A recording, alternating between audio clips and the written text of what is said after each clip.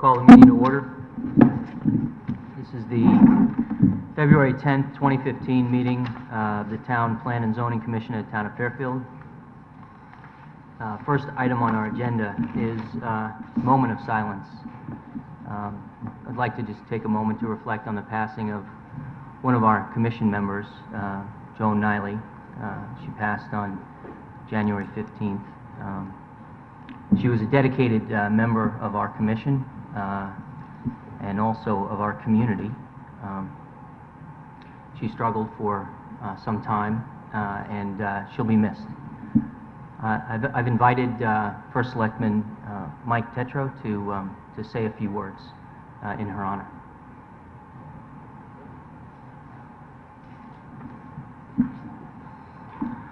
First of all, thank you. I appreciate the opportunity to share some thoughts. Joan was a very special individual, and if you talk about somebody that literally made our community special, Joan was one of those individuals. Those of you that know her know that she had some ups and downs in her life, but she was the epitome of the unsinkable Molly Brown. She always found the positive. She always landed on her feet. At 77, she was still working in real estate, still volunteering at her church, and still serving on this board. She's an amazing example and really an inspiration to those of us that volunteer in terms of how much value you can add back to the community.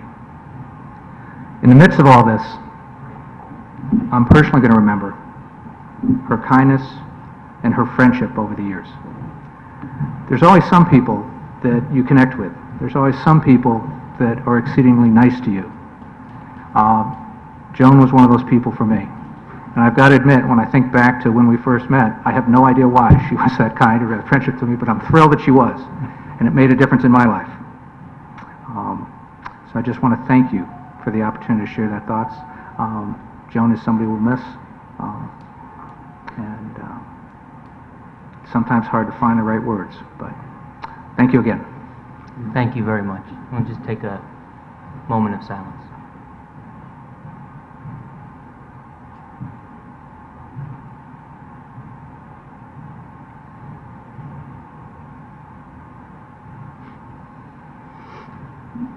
Okay. Thank you, everyone. Next item on our agenda are the meeting minutes of January 13th, 2015.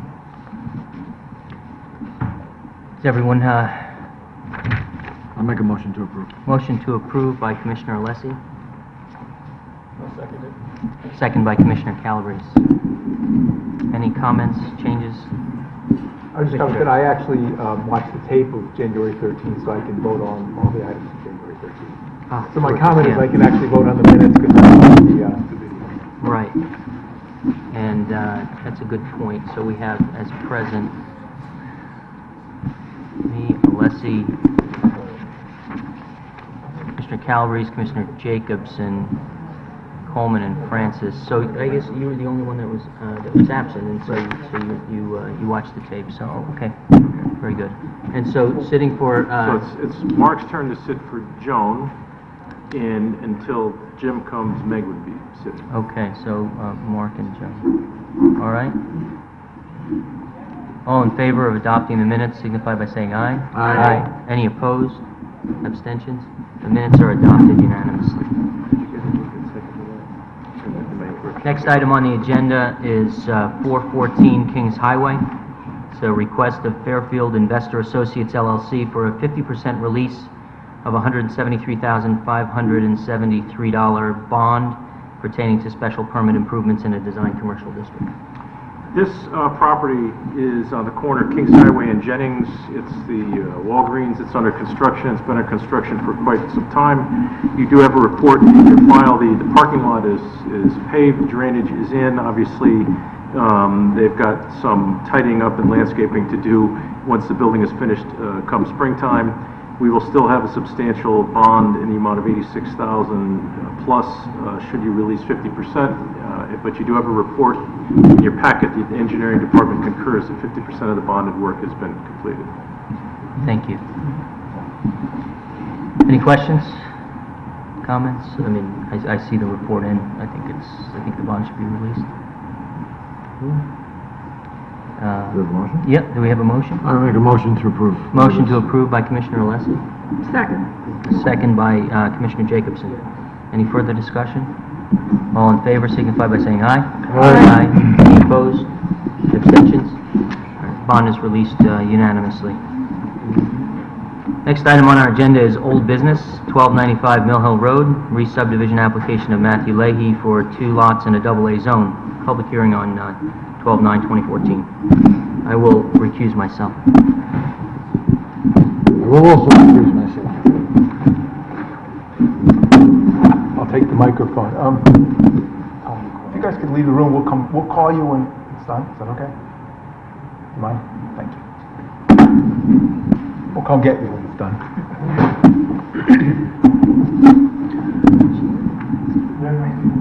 We do. Yes, I'm going to ask just for a staff update on this, and also, I'll just say before we start that we need to decide this today. If you look at your agenda, just due to snow and everything, the expiration date on this is this week, so we'll be looking to decide it. We have 6 people. That is enough, Mark. It's not as good as 7, but we need 4.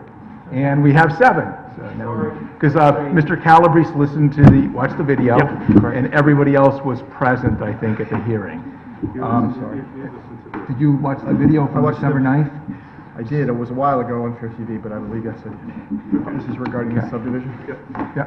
I'm sorry, just give me a second to compose myself. I had a train, it was late, so. Take your time, you don't have to do Thank you, anything. sir. Yeah. What I'll do first is, because it was a while ago, so I'll ask the staff to give an There's a update. staff report I can connect it to. Yeah, but I'll ask them to give a staff to give a full update on the application, the public hearing, the staff report, and then we can deliberate the matter. Okay? Yeah, well, simply, as the call mentioned, this is a proposal for a re-subdivision of property off of Mill Hill Road to create 2 lots. There's currently property there now, and essentially one larger lot is proposed to be split. It essentially becomes a 3-lot proposed re-subdivision. There was a staff report that we submitted to you that highlighted some issues that came up at the hearing based on evidence that was submitted by the applicant and by the neighbors and others.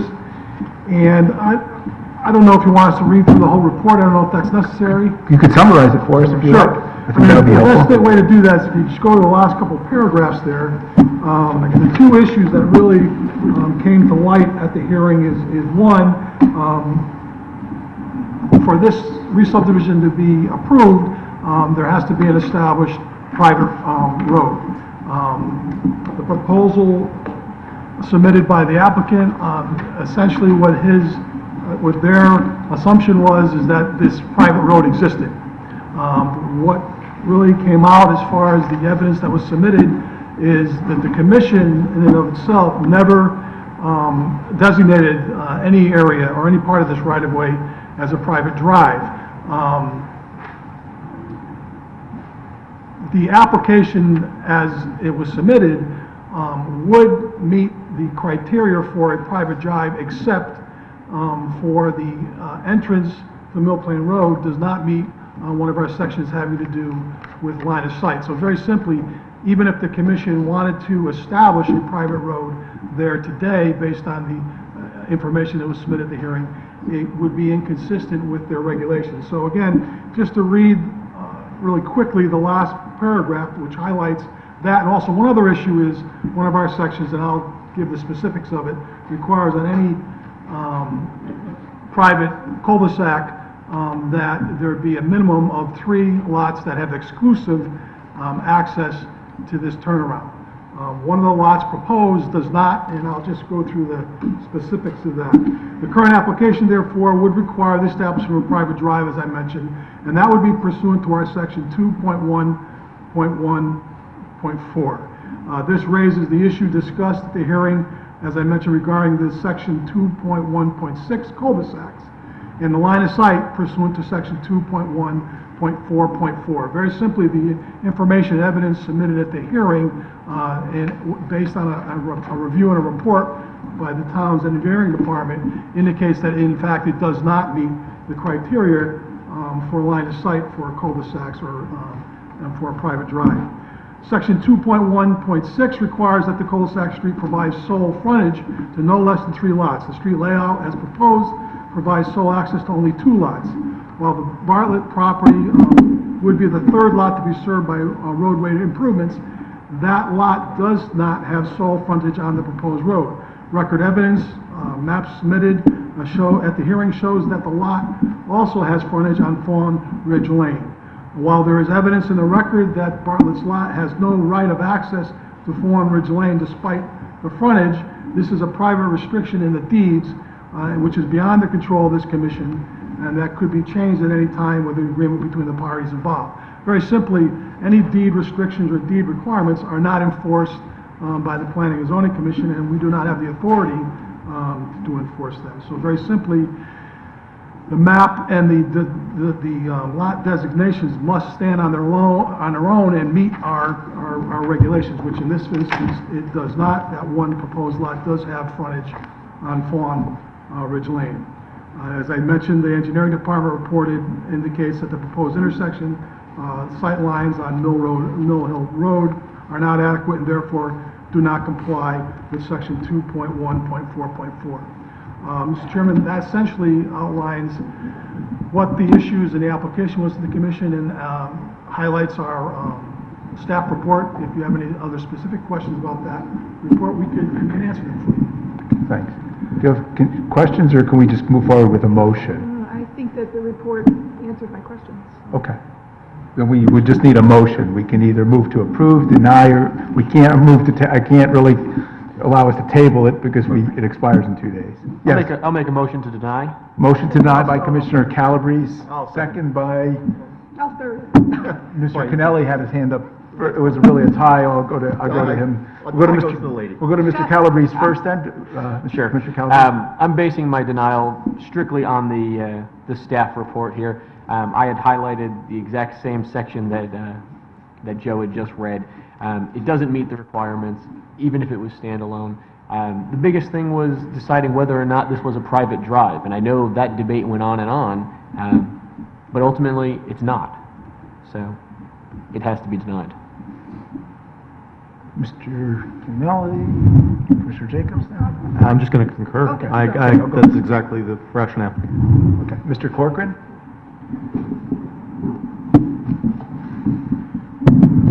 I'll vote to deny, but I wanted to note that I believe Mr. Saxel pointed out that that road may have existed prior to the subdivisions earlier, and that he said that there was case law to support that view, but I don't remember that he presented anything to make that case, so I can't rely on that, and I rely on the staff report. Okay, thank you, Mr. Corcoran. Yes, Commissioner Jacobs and then Commissioner Coleman. I will vote to deny because I did have questions about that, whether it was a road, and the staff report answered them, so thank you.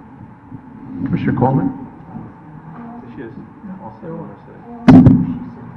I also vote to deny. I found the staff report instructive because it informed us about the law in 1955 at the time of the application for the original subdivision, which we didn't have access to. So there was no basis for grandfathering this because an application was never made. The other thing that I found interesting is that with Fawn Ridge right around the corner, it is a true private road, and there is shared ownership among the users of Fawn Ridge. It's in their deeds. They collectively contribute to its upkeep. There was no indication of anything like that for the so-called wagon road. It clearly is an easement. I vote to deny. Thank you. Commissioner Francis, yes. I concur with those reasons and will also be voting to deny, but I want to thank staff for the excellent research. I was very concerned about this road and whether it existed right away or private, and it was very clear in the response, and thank you. Thank you. Yeah, I mean, I concur. I also thank the staff for the report. I think this is very difficult because we are evaluating this in an administrative capacity based on our regulations. We're not required to be attorneys. Some are, some are not. We just have to know, we have to be aware of the law.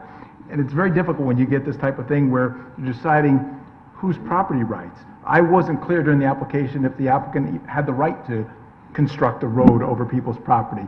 The easements, title searches, works, very difficult, and that's really generally not within our purview to rely that. Courts usually decide that, not us.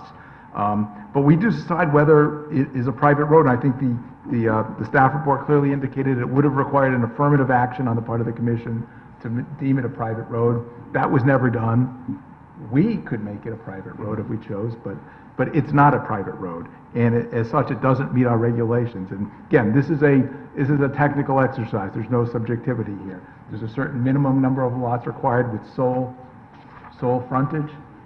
There's only two here where you And there's require only three. two, and you require three. Again, the cul-de-sac is well defined. No less than 3, no more than 10. Right. They're numbers. This does not, because it's got sole access to only 2 lots. And the other thing is the sight lines, and I'll just point out about the sight lines that we used to have not the best wording in our regulations for sight lines, and it was changed in 2009. Actually, the person that recommended the change was the town attorney at the time, Mr. Saxel. And we made it so that we didn't have to put our specific numbers in our regs or anything. Basically, we changed it to simply say, it has to meet, have adequate sight lines as determined by the town engineer. That way the town engineer could go to the latest, standards in terms of determining intersection sight distance, stopping sight distance. Here in her report, she clearly said it was insufficient, and that alone, subdivisions have been denied, several of them over the past years, because of that, and many of them have come back to us with adequate sight distance, but that is a completely valid thing to ask, that if you're going to put a road in there or expand a road, you have to, whether a driveway, road, you have to have adequate sight distance, and it was never demonstrated that the sight distance was adequate. So for those two reasons and the reason in the staff report, I would also recommend denial.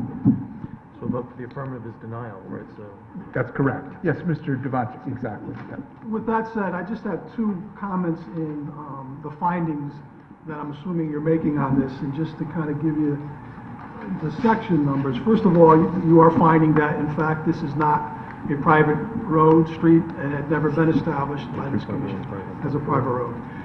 Second part of that finding is that this could not be even established by a private road by this commission if they wanted to, because it's inconsistent with section 2.1.4.4, the line of sight requirements that are for private road. And then the third finding you need to make is that, in fact, subject to section 2.1.6, that this proposed re-subdivision does not have, its lots are not, there are not 3 lots with sole access. So those would be your findings. Thank you. That's very helpful. So those are our findings. Does anybody have any questions on that for the staff or anything? And as Mr. Kennelly asked, the motion made by Commissioner Calabrese was to deny. Right. So an affirmative vote will be to deny the application. Are there any other comments or questions on this? No? Are we ready to vote? Okay. All in favor of the motion to deny the application signify by saying aye. Aye. Those opposed? No one is opposed. The application is denied for the reasons stated.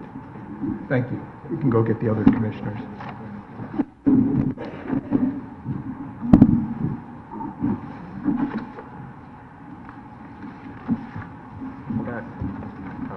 Yeah, it's good to be back.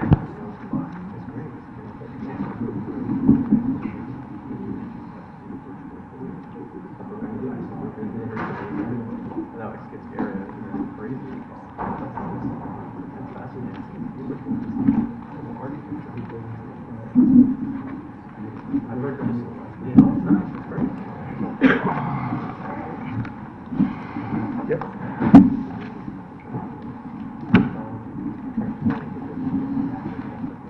The next item on the agenda is 1 and 5 Commerce Drive, special exception to coastal site plan application of 1 Commerce Drive LLC pertaining to the construction of a new automobile dealership in the designed industrial district.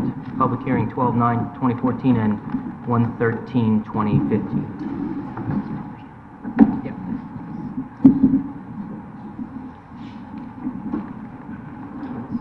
Make a motion to approve.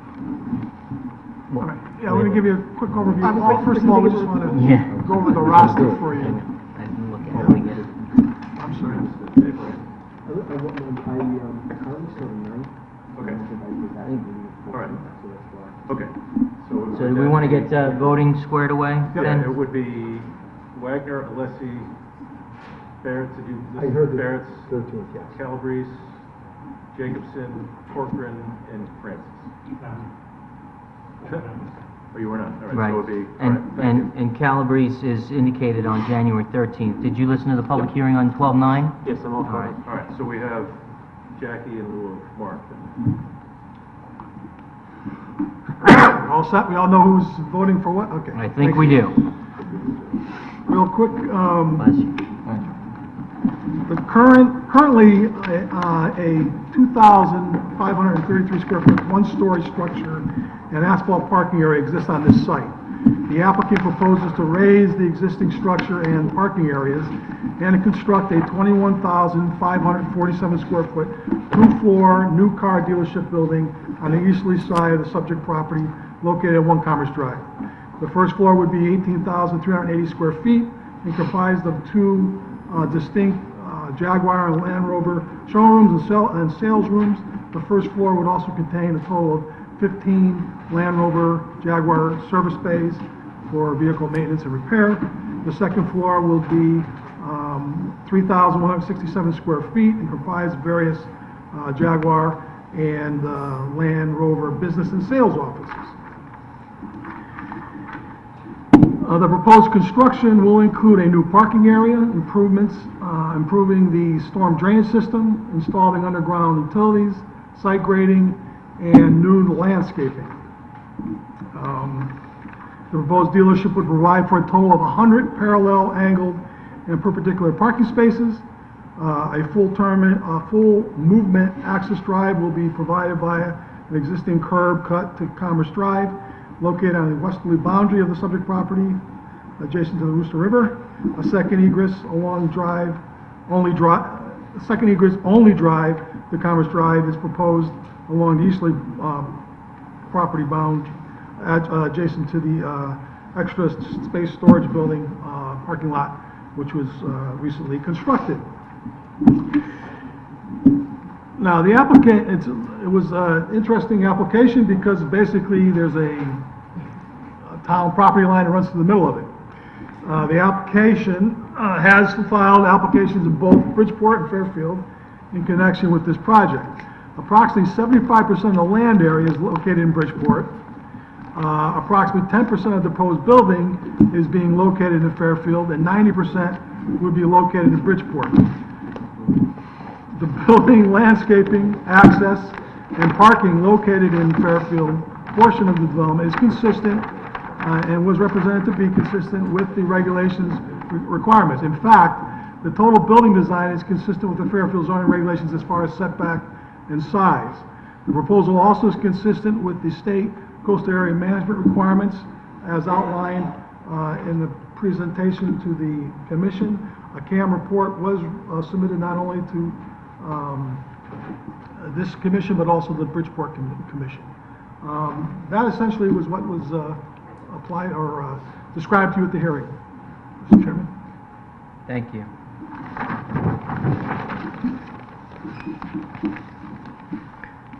Okay, can I have a motion? Make a motion to approve. Motion to approve by Commissioner Alessi, seconded by Commissioner Coleman. Maybe Jim has something?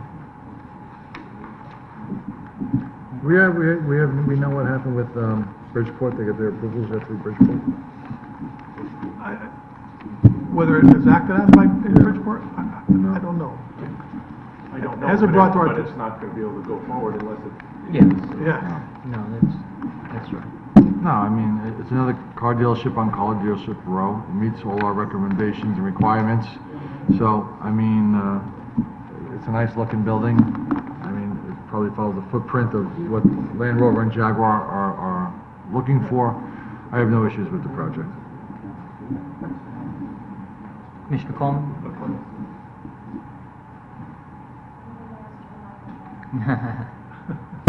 you go. I thought it was a good use of the property, and as you said, it fits in with everything else going on in the area. I saw no reason to deny it. I think it's a good application. I mean, so I generally agree. It does meet the relevant, regulations, and it's permitted use under the special exception application. Many of the issues that came up in code enforcement and such were dealt with by the applicant. They explained that. Were there any conditions of approval that were noted? We'll require a bond for the site improvements that are specifically related to Fairfield. A lot of that will have to do with the drainage, construction, and meeting all the CAM responsibilities. So essentially, it would be a bond to secure the improvements that were as part of the record. Commissioner Cannell? Mr. Chairman, thanks for your indulgence. I just want to make a point on items B and C. I was in attendance for the 113 meeting. I was delayed. I arrived a little bit late, I believe. That was the meeting where officers were selected, I think. Was it the organizational meeting? I arrived just as that was being completed, and but I did not see the 10 minutes for December 9th, so I won't vote. But I just want to be clear that I was in attendance and would ask to be able to be considered for being able to vote on the item C. So. Item C, 445. Yeah, I'll allow the. It was. We can clarify that when we get there. Thanks very much. Yep. Absolutely. So in principle, I remember our concern was about the sight lines and the driveway that they had redesigned that consistent with the recommendation of the police department. That's in the Fairfield side. So otherwise, I thought that it's a good application. We should support it. Okay. Commissioner Francis? There are no cars being displayed outside, are there, like we had in the other dealership? Yeah, there are. Yeah, there are cars Outside? Yeah, we had the renderings here. There are no parking spaces that are identified there. In the building setback line, the 25 feet? Correct. Complies with all the setbacks. Is 5 feet our latest sidewalk regulation, or was it 6 now? It's 5 feet if you've got 2 feet from the face of the curb. If you're at the face of the curb, it's 6 feet. So here, their proposed sidewalks comply with the regulations, right? Calabrese?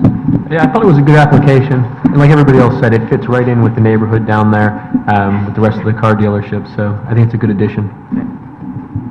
Commissioner Barron, say? Yeah, I completely agree. It's the right place for the application, and I saw no issues with it. I thought it was a good application, well presented, and again, 3/4 of the land is in Bridgeport, so hopefully they'll secure that approval as well.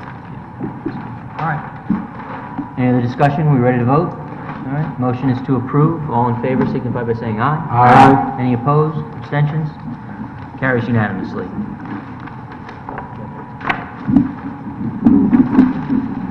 Next item is 445 Fairfield Beach Road, coastal site plan application of Malcolm McKenzie pertaining to demolishing an existing single-family dwelling and construction of a new dwelling in the Beach District.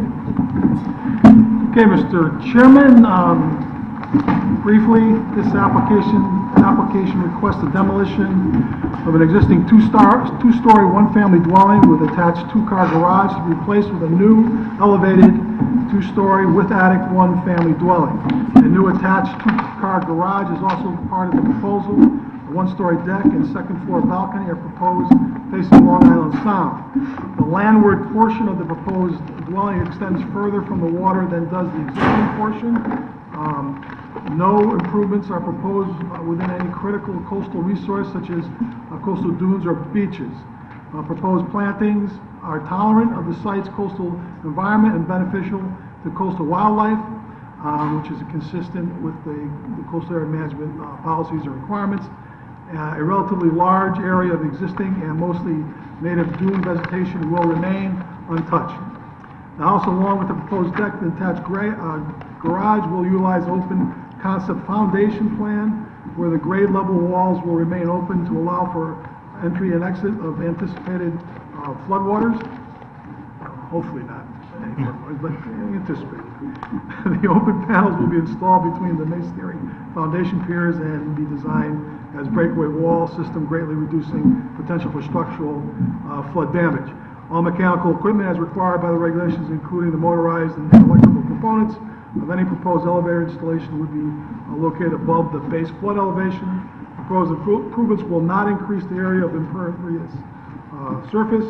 The coastal site plan, landscaping plan, as well as a survey plan, both depict a new gravel driveway and vehicle courtyard to replace the existing asphalt surfaces. The plans are consistent with all other zoning design requirements. And we did, as you know, at the hearing, receive the petition from adjacent neighbors in favor of the proposed improvements. Mr. Chairman, was what was presented at the hearing. Thank you. Have a motion? So moved. Move to accept. Motion to approve by Commissioner Francis. Seconded by Commissioner Barretts. Francis and Barretts. Thank you. Mr. Francis?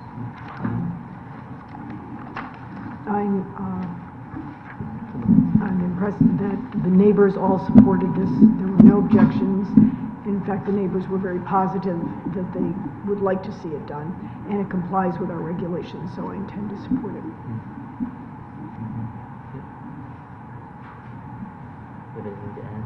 No, I mean, it's a coastal site plan application, and it meets our regulations, and it's had a positive coastal area management review by our staff. Yeah. So I would be supportive of this application.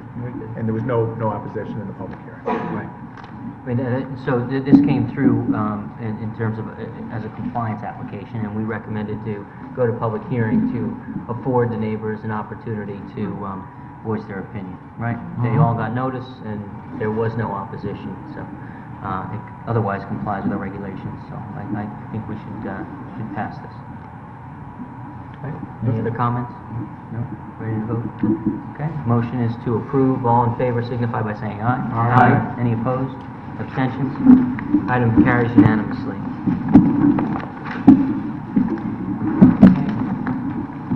Next item is 155 Governor's Lane, request of the town engineering department to widen a portion of a scenic road in a AAA zone. Okay, Mr. Chairman, I'm going to quickly highlight the engineering report. The report basically outlines that there is currently a narrow stretch of pavement on Governor's Lane in front of a house numbered 155. There is a rock outcropping that extends into the roadway, causing the pavement width to decrease from 16.5 foot wide to 14 feet. The town would like to remove the rock outcropping and widen the roadway to be consistent, to a consistent width of 16.5 feet in the area alone. The only disturbance would be to the rock and adjacent land area. There will be no trees, walls, or structures affected. This outcrop was caused snowplow damage as well as complaints in the engineering department about the narrowness of the road. Now again, as the chairman had mentioned, this is a designated scenic road. This is why this type of public works improvement is in front of us. Section 88-4 of our regulations for the establishment of scenic roads states that the town Planning and Zoning Commission may regulate future alterations and improvements on such designated scenic roads, including but not limited to widening of right-of-way or travelway portion of the highway, paved changes of grade, straightening, removal of stone walls, or removal of mature trees. Essentially, one of the exclusions is that if the roadway contains any condition proposed at unreasonable risk to safety of travelers and thereon, therefore it would be, first of all, exempt from establishing it as a scenic road. However, that also is a reason why, if there is an improvement proposed, that would be one of the findings you would make, that in fact this improvement would in fact alleviate an unsafe situation and also address the other issues that were mentioned by the engineer department. That, Mr. Chairman, was what was presented to the Planning and Zoning Commission. Thank you. Can I have a motion? Motion to approve by Commissioner Jacobson. I'll second. Second by Commissioner Alessi. Commissioner Jacobson? I support this. It makes sense from a safety point of view, and I'll support it. I have no problems with this application. The town recommended to us, the neighbor at 155 Governors Lane also agreed and said it would be fine, so there's no issues for me. This is another that came before us as a compliance that we moved to public hearing so that we could afford the neighbors an opportunity to come out and let us know how they felt. We had, and also I had a question about whether there was a safety issue or whether, right? And so we got confirmation at the public hearing that indeed the town wanted to do this for safety reasons, and in addition, the neighbor affected came out and supported it as an improvement. So I will be supporting this as well.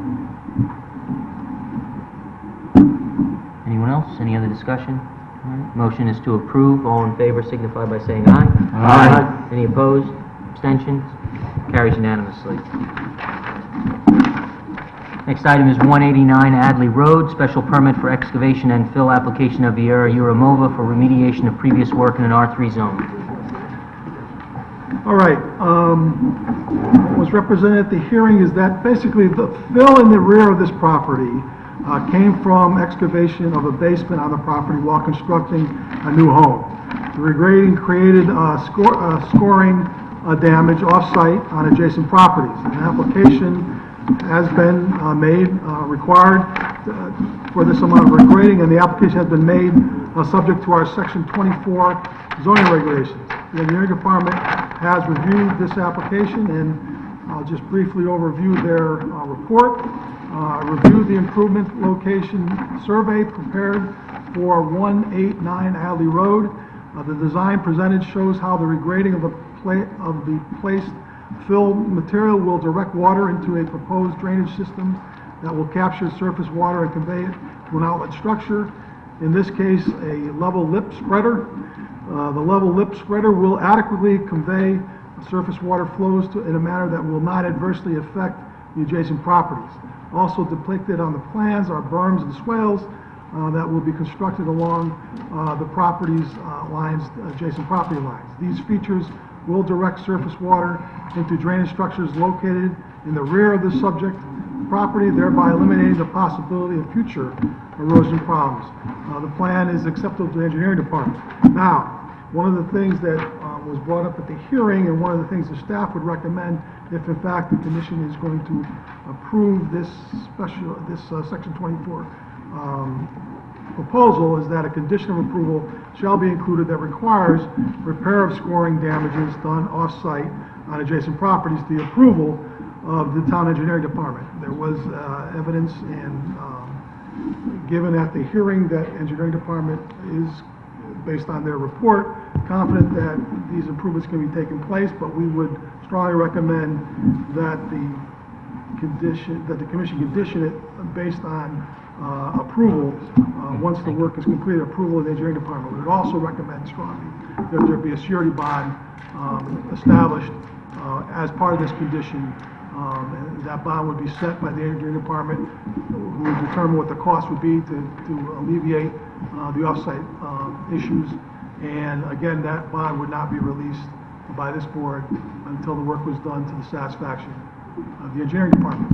And that would be a further application for the release of bond, the way that we normally would hear releases and get a report from engineering itself. Yes, sir. Engineering department and/or neighbor, or just the engineering department? No, engineering. Engineering just gives you an update, I think, right? Yeah. That for us to release, it has to be from a town entity. Engineering. I'll make a motion to approve, Mr. Chairman. With conditions? With conditions accepted, the condition accepted listed by the director, that being that the issue of the scoring be addressed, and then indeed there be an additional public hearing in which we have the opportunity to hear from engineering staff that the work is done properly and as required under that condition. Very good. I have a question for staff. I'll second it. Good. That includes the second public hearing, though, is that what it said? So I was there. Hearing, it would require second action on the commission. Second action, right, that's true. In other words, it would be on the agenda. It would be on the agenda for a vote. They'd have to, in order to give them a release, the work would have to be done properly. I'll second that. Okay, so motion's Condition. been made by Commissioner Kennelly to approve with conditions as stated by staff, seconded by Commissioner Alessi. Commissioner Jacobson, you have a question? I just have a question. I'm very familiar with this street and this area, and the slope goes down to the open space. I'm concerned that this water is going to damage the open space. Can we condition our approval on whether or not conservation agrees with the completion as well? They've had the plan for 3 They months. have? So they've reviewed it. They have reviewed it, okay. Okay. Commissioner Francis?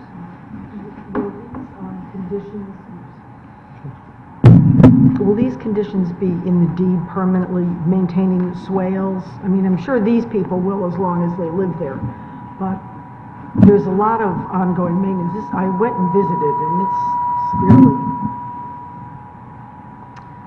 it's severe drop-off, and Commissioner Jacobson is right. It impacts it could impact the open space. It goes right down to the parking lot.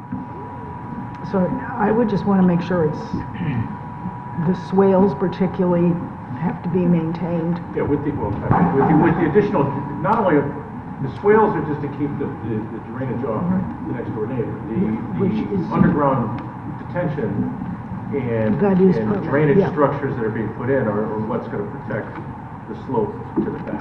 So the engineering department is comfortable that if they implement the plan as it's designed, there should be no problem. Which will be covered by the bond, surety bond that will be required, not only for the off-site improvements, but also for the on-site improvements. Right. The bond which will be required is not just for the correction of the damage that was done to the neighbor's property, but also for all of the improvements that are depicted in the application. That's correct. Okay. All right. Yes, Commissioner Jacobson. I guess I will vote for this, but this application really troubles me because it's another case of somebody acting and putting fill in an area where it shouldn't be, and I guess I don't have a choice. I will support it, but I'm not happy with it.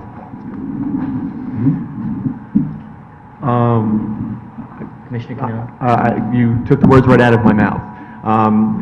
It's been the policy of this commission, especially under the current chairman, that this commission is particularly displeased when actions lead to us individuals coming to staff or coming to this commission after work has been done that should have required approvals either by appropriate town agencies or by this commission. And what we ended up having here was basically a dispute between two parties in which we're essentially being asked to come up with a governmental solution for what should have hopefully been more respectful relating between two neighbors, and that wasn't the case.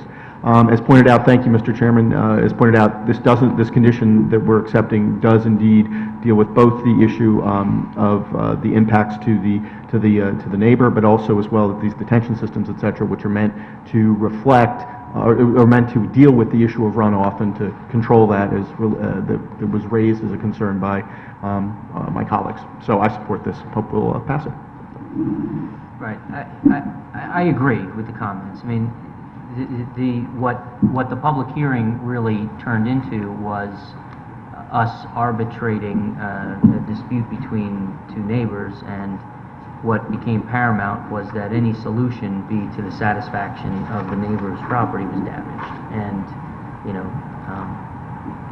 luckily, thankfully, through the efforts of staff, we were able to achieve that.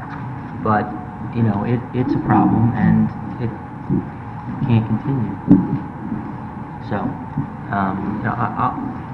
because it is something that was,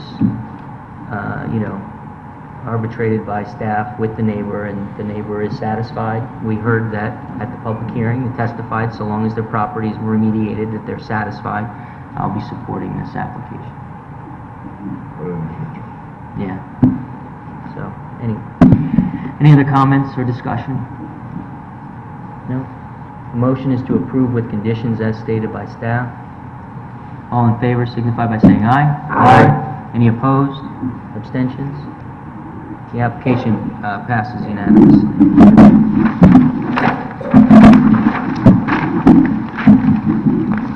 The next item on our agenda is compliances. 226 Old Post Road, application of Southport Athletic Club, Inc. for an overall sign plan and a design industrial district. Okay, yes, as it says, this is the Southport Athletic Club on the Old Post Road, also has frontage on the Post Road. There are 3 signs as part of this package. They are looking to replace the front and the back wall signs, which are both now presently internally illuminated. They are proposing to have these externally illuminated. The issue at hand for your consideration is the sign that faces the parking lot. There is presently those wooden panels that are there now. They're looking to repaint, do a new painting scheme on this building. They're going to paint the red brick white, and they're looking to do orange signage. Right now, those existing wooden lattice panels are kind of like a natural wood color. They're looking to paint those orange as an accent color to their building. The question for you to determine is whether you consider that to be an integral part of the sign or just an architectural feature on the building. Obviously, as an architectural feature, it's not an issue. If it's considered to be an integral part of the sign, then the proposal, even though it's an existing material, would exceed the allowable square footage for the sign. If you don't, if you don't have it, this is what it looks like today. And what they want to do is just paint that, leave it as is, but paint it orange. Question is whether you consider that to be part of the sign or not. The second piece of this is there's a ground sign out front. There was a ground sign there before. The location is shown on the survey actually shows that it's encroaching into the right-of-way. They'd have to push that back a couple of feet so that the leading edge of the sign is not in the right-of-way. While that would be approximately 20 feet off the edge of the pavement, it still would require your acquiescence to allow a less than 25-foot setback for the proposed ground sign. So they're replacing the two letter sets on the front and the back, proposing to do a new paint scheme on the building with using existing materials. So your consideration is required on that background of that one sign, and then the location of the replacement ground sign moved back a couple of feet. It would have to be moved back a couple, even though they're requesting to leave it where it was. You can't approve it where it was because it's in a right-of-way. They need to move it back a couple of feet. So that is the proposal. Thank you. Sure. Yeah. Let's see. If you're ready. I'll make a motion to deny this application. I'll second. Motion to deny by Commissioner Alessi and seconded by Commissioner Jacobs.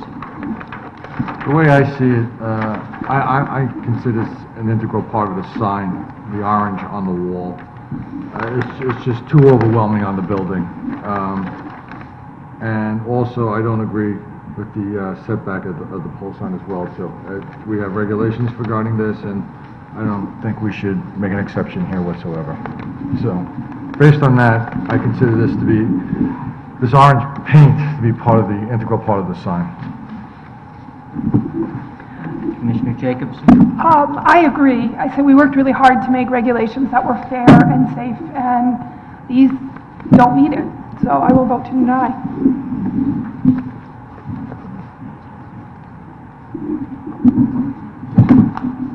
Commissioner Calabrese? The biggest thing for me on this one would be the setback, and I agree. I don't think we should make an exception to that. We have the regulations there for a reason. That's what it is. Question for staff? Is there any particular reason why they can't comply with the setback? Normally, there's some hardship, something. Well, Something. It was the electric. I'll just, not that I'm advocating, but there was a sign, there was a smaller sign in more or less the same location. It was more or less like a real estate size sign there. There is a fair distance. It's 18 feet from the edge of the curb to the property line. That's wider than typical. Usually it's about 10 feet. So to go 25 feet from the property line would put it in the middle of the parking lot. It wouldn't have a great deal of utility at that location. So The sign they're proposing on the building, I don't, I mean, do we really need another street sign, you know? Yeah, And an orange exit. it would not be an invisible building, that is true. I mean, that's, But perhaps maybe something smaller and more akin to what was there previously might be in order. What they're showing here is 4x4. The other sign was substantially smaller. It was kind of like a wooden hanging sign. Like I said, it looked more like a style of a real estate sign. A little bit more in keeping with the Neighborhood. the style and character of the neighborhood. And so, you know, my view is that in asking us for essentially, you know, a waiver of our regulations in order to accommodate what is a sign that really is not in character with the neighborhood, I have some difficulty with that. I mean, maybe the solution here is to table the item and ask them to come back with a revised plan. Well, we could just deny this and then reapply with a new plan anyway. You've got, yeah, I think it's probably cleaner to, if you're inclined to agree with the motion anyway, to let that play out would be a denial. They could retool the application and resubmit. Okay, all right. Commissioner Barron? Thank you, Commissioner Kelly. You guys have done well. Usually when we get these side plans, I look around for Mr. Jacobs, because he was always, you know, the guy that asked the best questions on signs, but I think, you know, you've done a good job here. You know, we don't regulate aesthetics of these signs. Sometimes we don't like the color of a sign. That's not our job. It's the size, it's the location. And again, the ground sign doesn't meet our regulations. And I agree with Commissioner Alessi. Some of this is based on color, but it's just the appearance. I mean, you know, if they painted the building orange, that would be one thing. But they've got something there that looks like a giant sign across the building, and I have to agree that, you know, based on the design, it seems to be an integral part of the sign. Not because it's orange, just because it looks like one big sign. Right.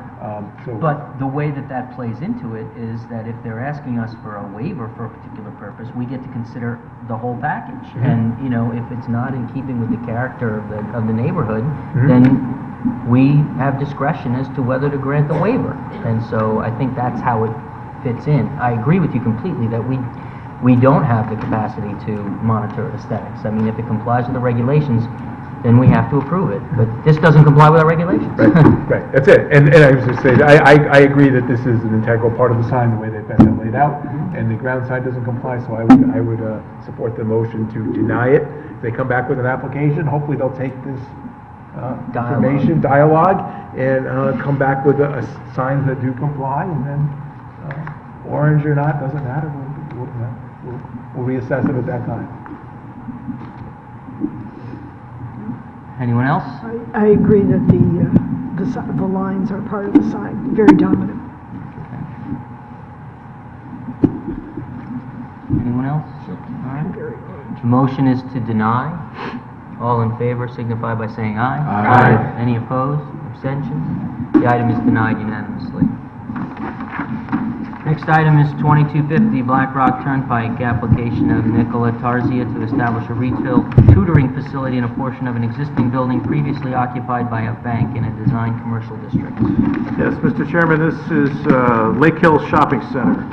Up the street here, the bank was the Bank of Fairfield, now known as Bankwell. They've relocated to other locations.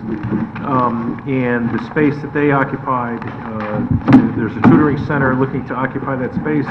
You've got a fairly detailed outline of what their operation is all about in your packet. It's a wash from a parking perspective, retail to a bank, so there's no implication in the number of parking spaces, so it's just an interior alteration, a change of use from bank to retail. It is allowed, yep. Thank you. A motion to approve, Mr. Chairman. Motion to approve by Commissioner Kennelly. I'll second it. Second by Commissioner Calabrese. Park, as was pointed out by staff, parking's a wash. It's allowed in the district. I think we should move ahead and allow the change. Commissioner Calabrese. Yeah, I agree. It's a good application and a good spot for this. Commissioner Alessi? I agree. I have no problem with this application. The only problem I have is that they could at least type the letter rather than like a... That's the next one. That's next.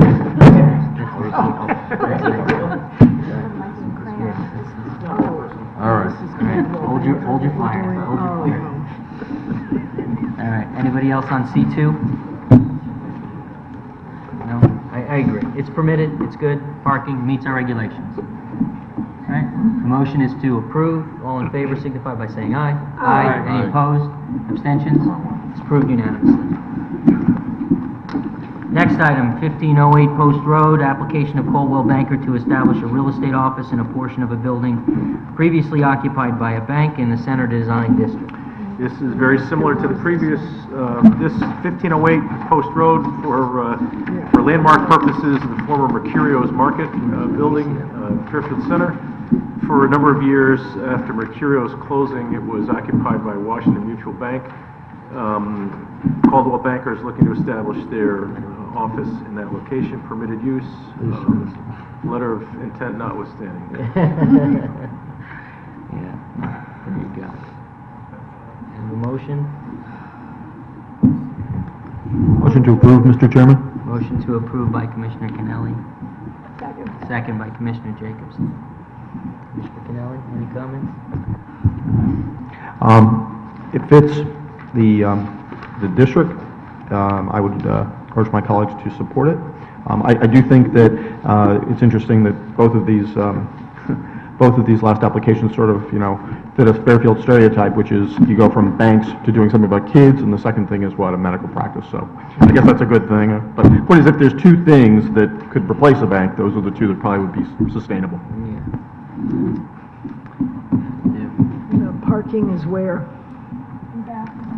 Behind. Yeah, behind. This is the Mercurio's in the center. There's about a center- 50 or so center space town. parking lot to the rear of the building. I still have a problem with the letter of intent. Yeah. We're gonna do revised, we'll amend our regulations to require specific font and point size. So that, Hey, listen, I have to comply with that stuff. I mean, it looks like a letter to the nurse, not for nothing. We will take that under advisement, and we Thank you. appreciate the feedback. Complies with our regulations. Any other comments? I actually agree with Mr. Alessi about that too. It's one thing if it's a guy. Yeah, I mean, this is a major corporation. This is a major corporation. They should provide us a little more, but outside of that, I don't really have reason to deny the application. And maybe not in this case, but as Commissioner Kennelly says, we see some of these reuses of these buildings. And I know we had a lot of bank applications years ago. And a lot of people say, do we really need another bank? Again, not within our, we don't decide the business case for whether another bank should go in or not. We decide whether a bank meets our regulation, whether it's a permitted use, and they were. And again, not to cite Mr. Jacobs again, used to look at the buildings and he would see, they're building this building and this is going to be a bank. And if it's not a bank, is it going to be able to be, adaptively, easily reused to something? And, a lot of them were like that. I realize this is in the downtown areas, it's a little different, but again, I'll support the application to move from a bank to a real estate office. We should all remember that this was a butcher. Yeah, right.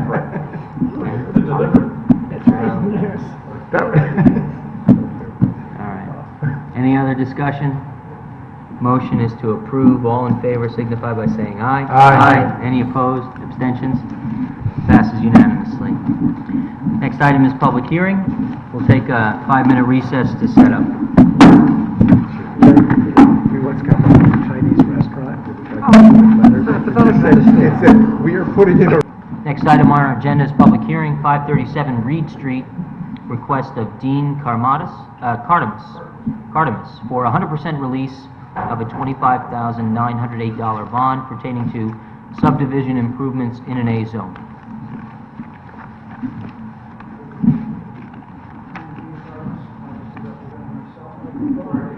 Sorry, it's not on. Just got to turn that on.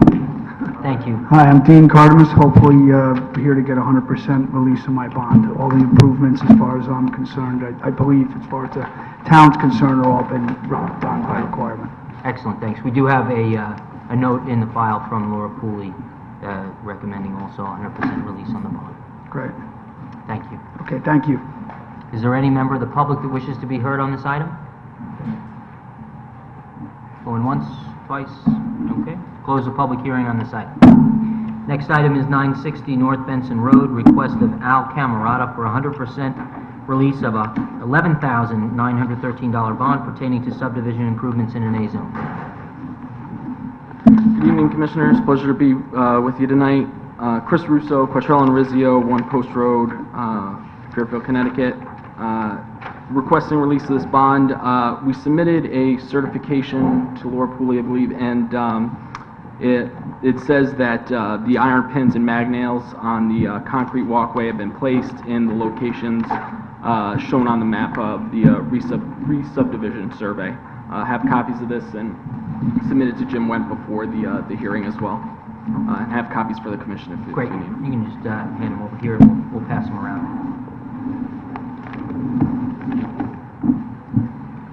And as I said, work's been completed and respectfully request release of the bond. Thank you. Is there any member of the public who wishes to be heard on this item? No? Okay, I'll close the hearing on this item. Next is 1910 Black Rock Turnpike, zoning compliance application of Robert Santangelli to establish a medical office in a portion of an existing building in a design commercial district.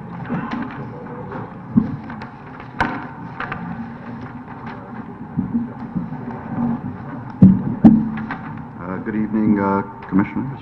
Good evening. I'm Dr. Stephen Heffer. I am will be the potential owner of the facility that we're proposing to open up at 1910 Black Rock Turnpike. I understand there were some questions regarding the proposal. Mr. Chairman, since I pressed for the public hearing, I have a couple questions. I'll go right away. Commissioner Canelli. Thanks very much, Mr. Chairman. And Doctor, thank you for being here, and we didn't mean to in any way inconvenience you, but as you understand, the original application here we were going to accept was a dry cleaner, and that parking lot is very tight. So in the course of in the description we received, it was, we're not medical professionals, it was a little, not broad is the wrong word, but maybe a little bit unspecific about what kinds of procedures would go on. Our concern essentially is, at least my concern was, what kind of parking impacts there would be in terms of the kind of practice you're going to be doing there at the site. So could you maybe explain to us, what kind of patients you will be seeing, or other doctors who will be working with you will be seeing, what are likely hours, things like that, so we have a better sense of what the impact will be there, so that the parking lot is safe if you do indeed take up the space. Well, it will be an urgent care facility where we'll be seeing basically urgent care types of patients, upper respiratory infections, minor lacerations, abscesses, and things like that. Anything more serious, of course, would be going to the emergency department. We're not a surgical center. We will be seeing probably in the range of 3 patients an hour. That would be established over the course of maybe a year or two. Considering what we have currently in that location is a 125-seat restaurant, I think the impact will be a positive impact on parking, because my staff is very minimal. We just have a nurse, a physician, a radiology technician, and sometimes administrators. So there'll be about 4 employees parking there per day. Mr. Chair, like just one more. So in other words, what we're talking about here is my son falls off his skateboard and hurts his wrist. My daughter's fever won't go down after 2 days, or suddenly spiking really high, or something like that. I'm coming to you essentially as kind of rather than going to the emergency room or something like that, I'm coming to your facility for something like that. Yes, and our hallmark is how fast we are. We like to do everything, patients rather, under 1 hour. Right. We have an X-ray on site, and we have some simple lab tests that we can run as well: flu, strep, mono, things that you might get at your pediatrician's office. However, if your pediatrician isn't going to be open till 8 o'clock, we're going to be open 8 to 8, Monday through Friday, and 8 to 5 on the weekends. So to understand, what it is it's a fairly high turnover for the traffic that's going to be inside the lot. I'm not there for 4 or 5 hours being anesthetized, having a procedure, my car stays. No, instead what's happening is you're expecting what you described as someone there with 3 or 4 patients come in an hour, and your goal is to move them in that hour. Yeah, hopefully my goal is like 45 minutes per patient, 3 to maybe 4 an hour. The horrors of fee-for-service. But the idea being that ultimately it's a bad thing for your practice for people to be lingering in that situation. They either belong in a more acute care environment or a hospital environment. that's the idea, is that correct? Exactly, yeah. Patients don't want to be waiting around a long Sure. time. If it's something that would require hours, Right, we would okay. call an ambulance, quite frankly, and send them to the hospital. So that's the rationale for why you think you can make it work with the parking you have? Okay. Oh, absolutely, yes. Are you, is there an affiliation plan with a hospital? I mean, I'm thinking about this in the nature like a St. Vincent's walk-in clinic, right? Same kind of thing? Similar. So how would it be different? It's different because we're going to be a state-of-the-art center with all the most modern technology. Our doctors are going to be broadly trained in doing, the simple, certain procedures and also diagnosing, a wide array of illness. Some of the other centers are a little outdated, and we're just going to offer something that you'd want to take your family to. It's going to be a beautiful center. It's going to be... No, that all sounds great, and I can appreciate that. When you say procedures, I think that's what Commissioner Kennelly was trying to understand. What kind of procedures would be different that you would perform in this center that would not be performed at a typical walk-in clinic? Some walk-in centers don't do suture children, and we do. Most clinicians are not prepared to suture little kids, and all of my doctors are capable of doing that. Otherwise, they won't be part of my staff. So our thing is, I think we provide a higher level of care for children as well as adults. But there's not going to be any rare procedures going on. We're not going to be doing appendectomies and gallbladders. That's, I certainly. think, the point, right? Yeah. When you say procedures, so it's not going to require any sort of... No anesthesia. Anesthesia or anything like that. No, anything that requires that type level of care has to be done within a hospital or an outpatient patient surgical center. Right. So which is the planned. limitation would be on procedures that would be considered outpatient surgical? I'm not sure. I don't know. I'm just trying to understand what the line is. Yeah. The idea here, maybe to make sure, I apologize again for not being a full, honestly, ultimately, we have to regulate just, is the parking lot safe? That's really the issue here for us. We need to better understand this. Right. There seems to be a merging of kind of two things at once in the medical industry, and I'm trying to understand, this is what this seems to be. If I need a flu shot now, I get it at Walgreens. And I used to go to my doctor, but he was in a suburban neighborhood by himself. He wasn't in a main area. Now it seems to sort of emerging from the doctor's perspective, that is, you want to be in more of a main thoroughfare to provide these services in a kind of clinic setting. But to go to the chairman's question, you're not doing something where people go underneath anesthesia again. The idea is come in and be out in an hour, see 3 to 4 patients, and if you have, I think it's 5, how many spaces is provided for this? We have 3 designated. 3 designated. So the goal is that, right? I mean, when you say doctors, how many are we talking about? How many doctors would be in practice here?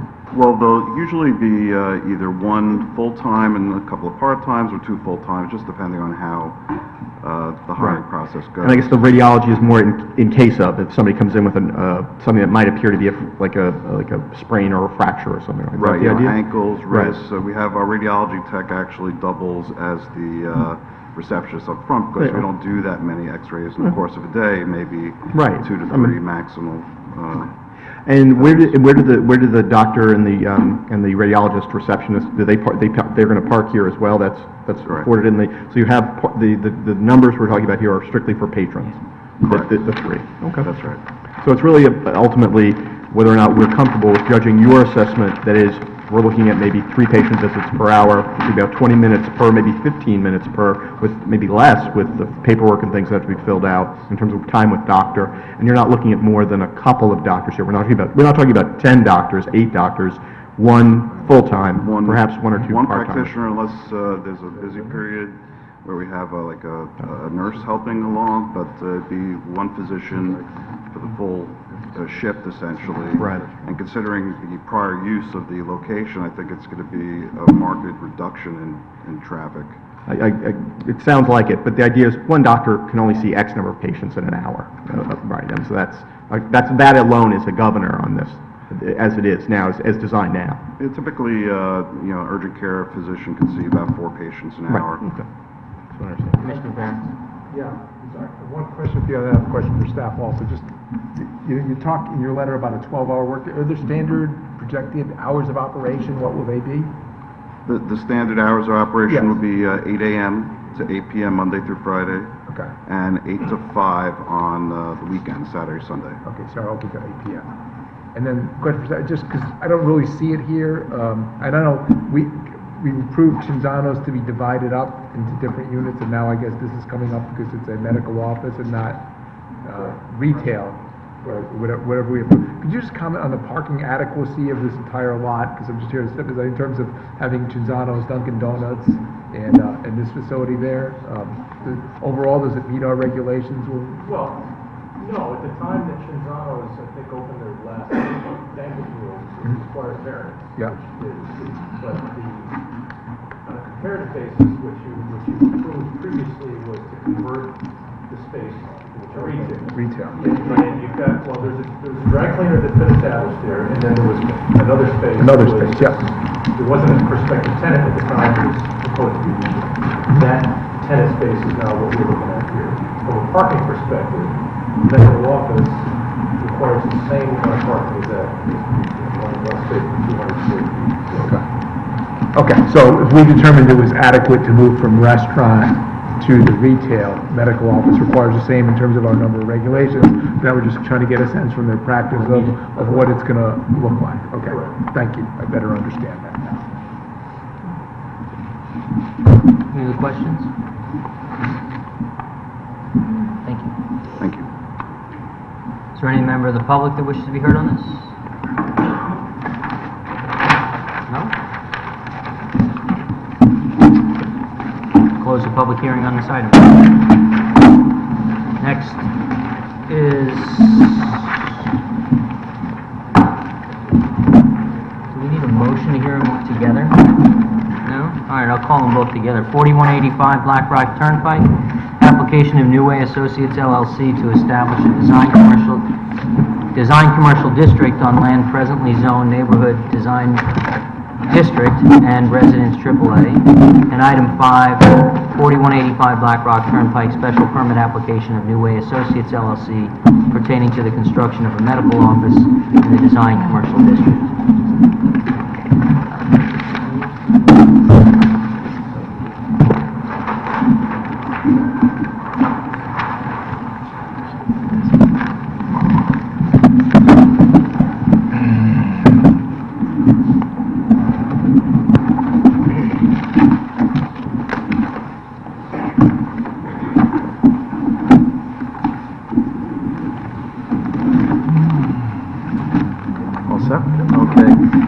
Good evening, everyone. For the record, my name is Chris Smith. I am a land use attorney and a partner at the law firm of Shipman and Goodwin out of our Hartford office, and I am pinch hitting for my partner Tim Hollister.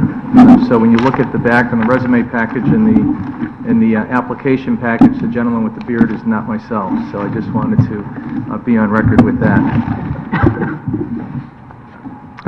What I'd like to do at the outset is just introduce the members of the team who are here with me this evening. On behalf of the applicant New Way Associates LLC, we have Mr. Paul Richter, our engineer, Walt Jopes from the Huntington Company. We'll be hearing from him second. After myself, I'm going to provide you with an overview. We have Jan Goldfluss, our landscape architect from West Stout Associates.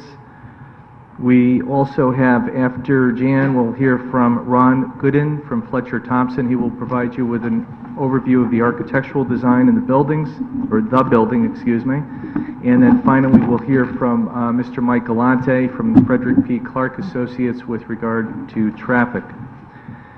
Just a little housekeeping item. I understand that the notices were sent out, and I was contacted by Attorney Joel Green earlier this morning.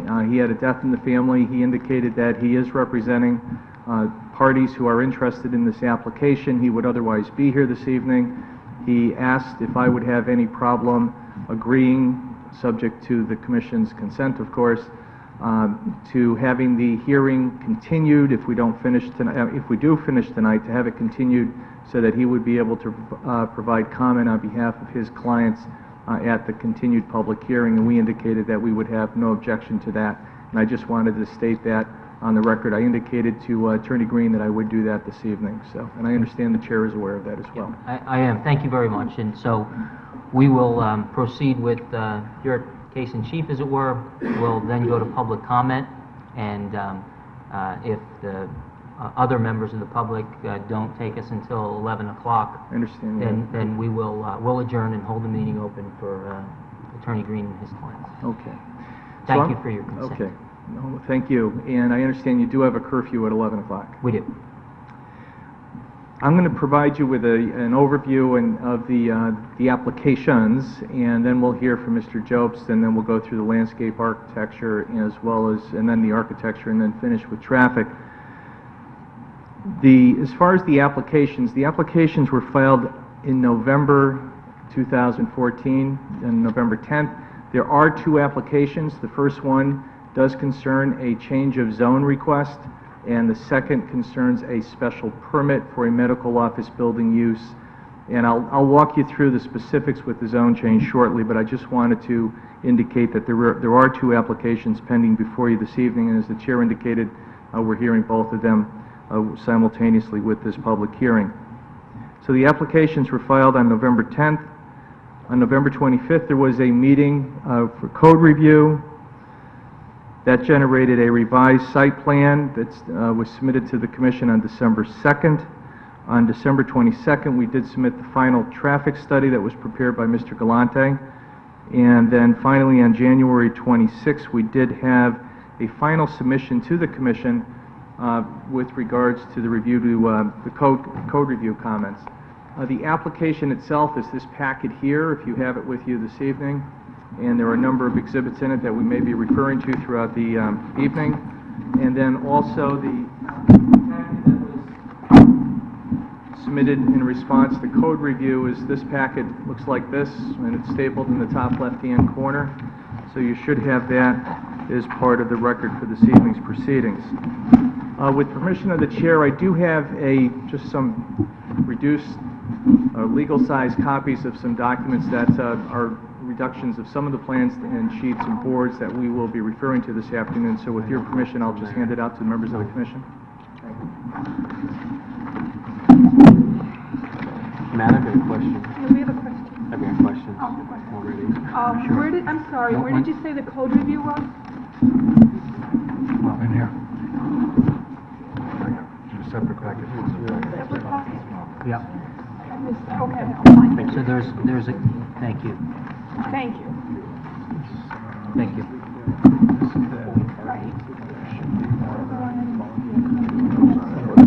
I don't have it either. I don't have any. I went through it. I didn't have that. It's a big packet. Yeah. I read everything. But I do have another question.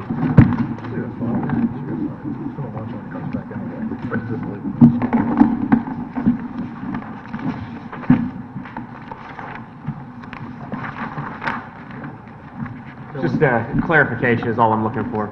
I've got the November 10th application, which has the traffic study in there. We were also given a different traffic study. That's the updated revised traffic study. That was Okay. prepared. Which one should I be looking at? I assume the revised one. I would presume, and I'm being told by Mr. Galante. I'm just judging by the dates I Exactly. read in the other one. More recent.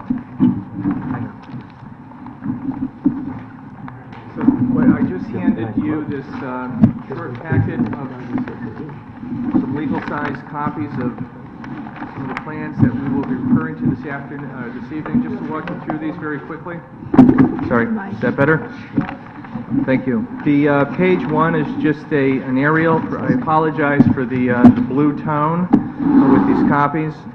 Page two is the existing conditions with the plant factory at the subject property. Page three, some of the architectural renderings prepared by Fletcher Thompson.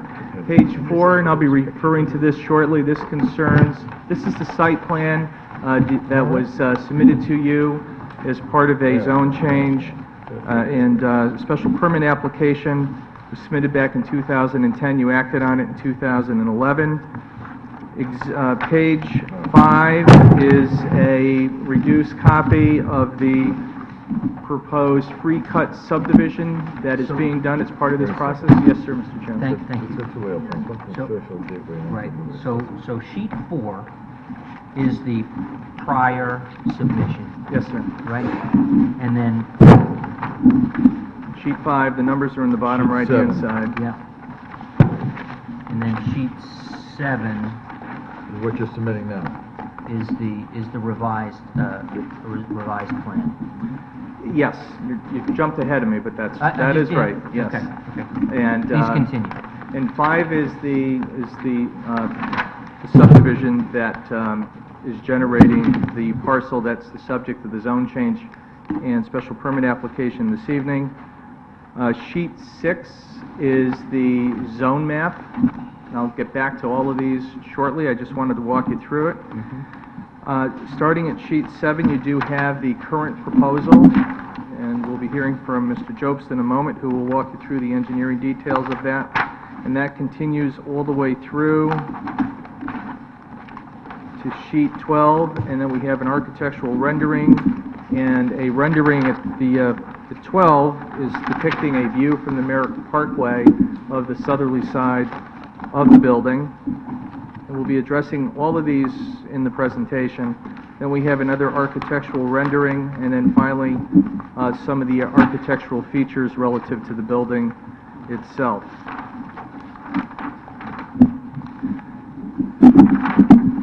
Now, the subject property, this is, again, the aerial on the top sheet, page number 1. Again, I apologize for the blue overtones, but this is an aerial of the subject property. It's the property's 4185 Black Rock Turnpike. It comprises approximately 17 acres. You can see the Black Rock Turnpike is located to the northeasterly corner. The Merritt Route 15 is located to the right. And the current plant factory, the nursery use that's occurring on the property is located in the top right-hand corner. Currently, the property is in a split zone. A small portion is located in your neighborhood design district, and the balance is located in the residence AAA.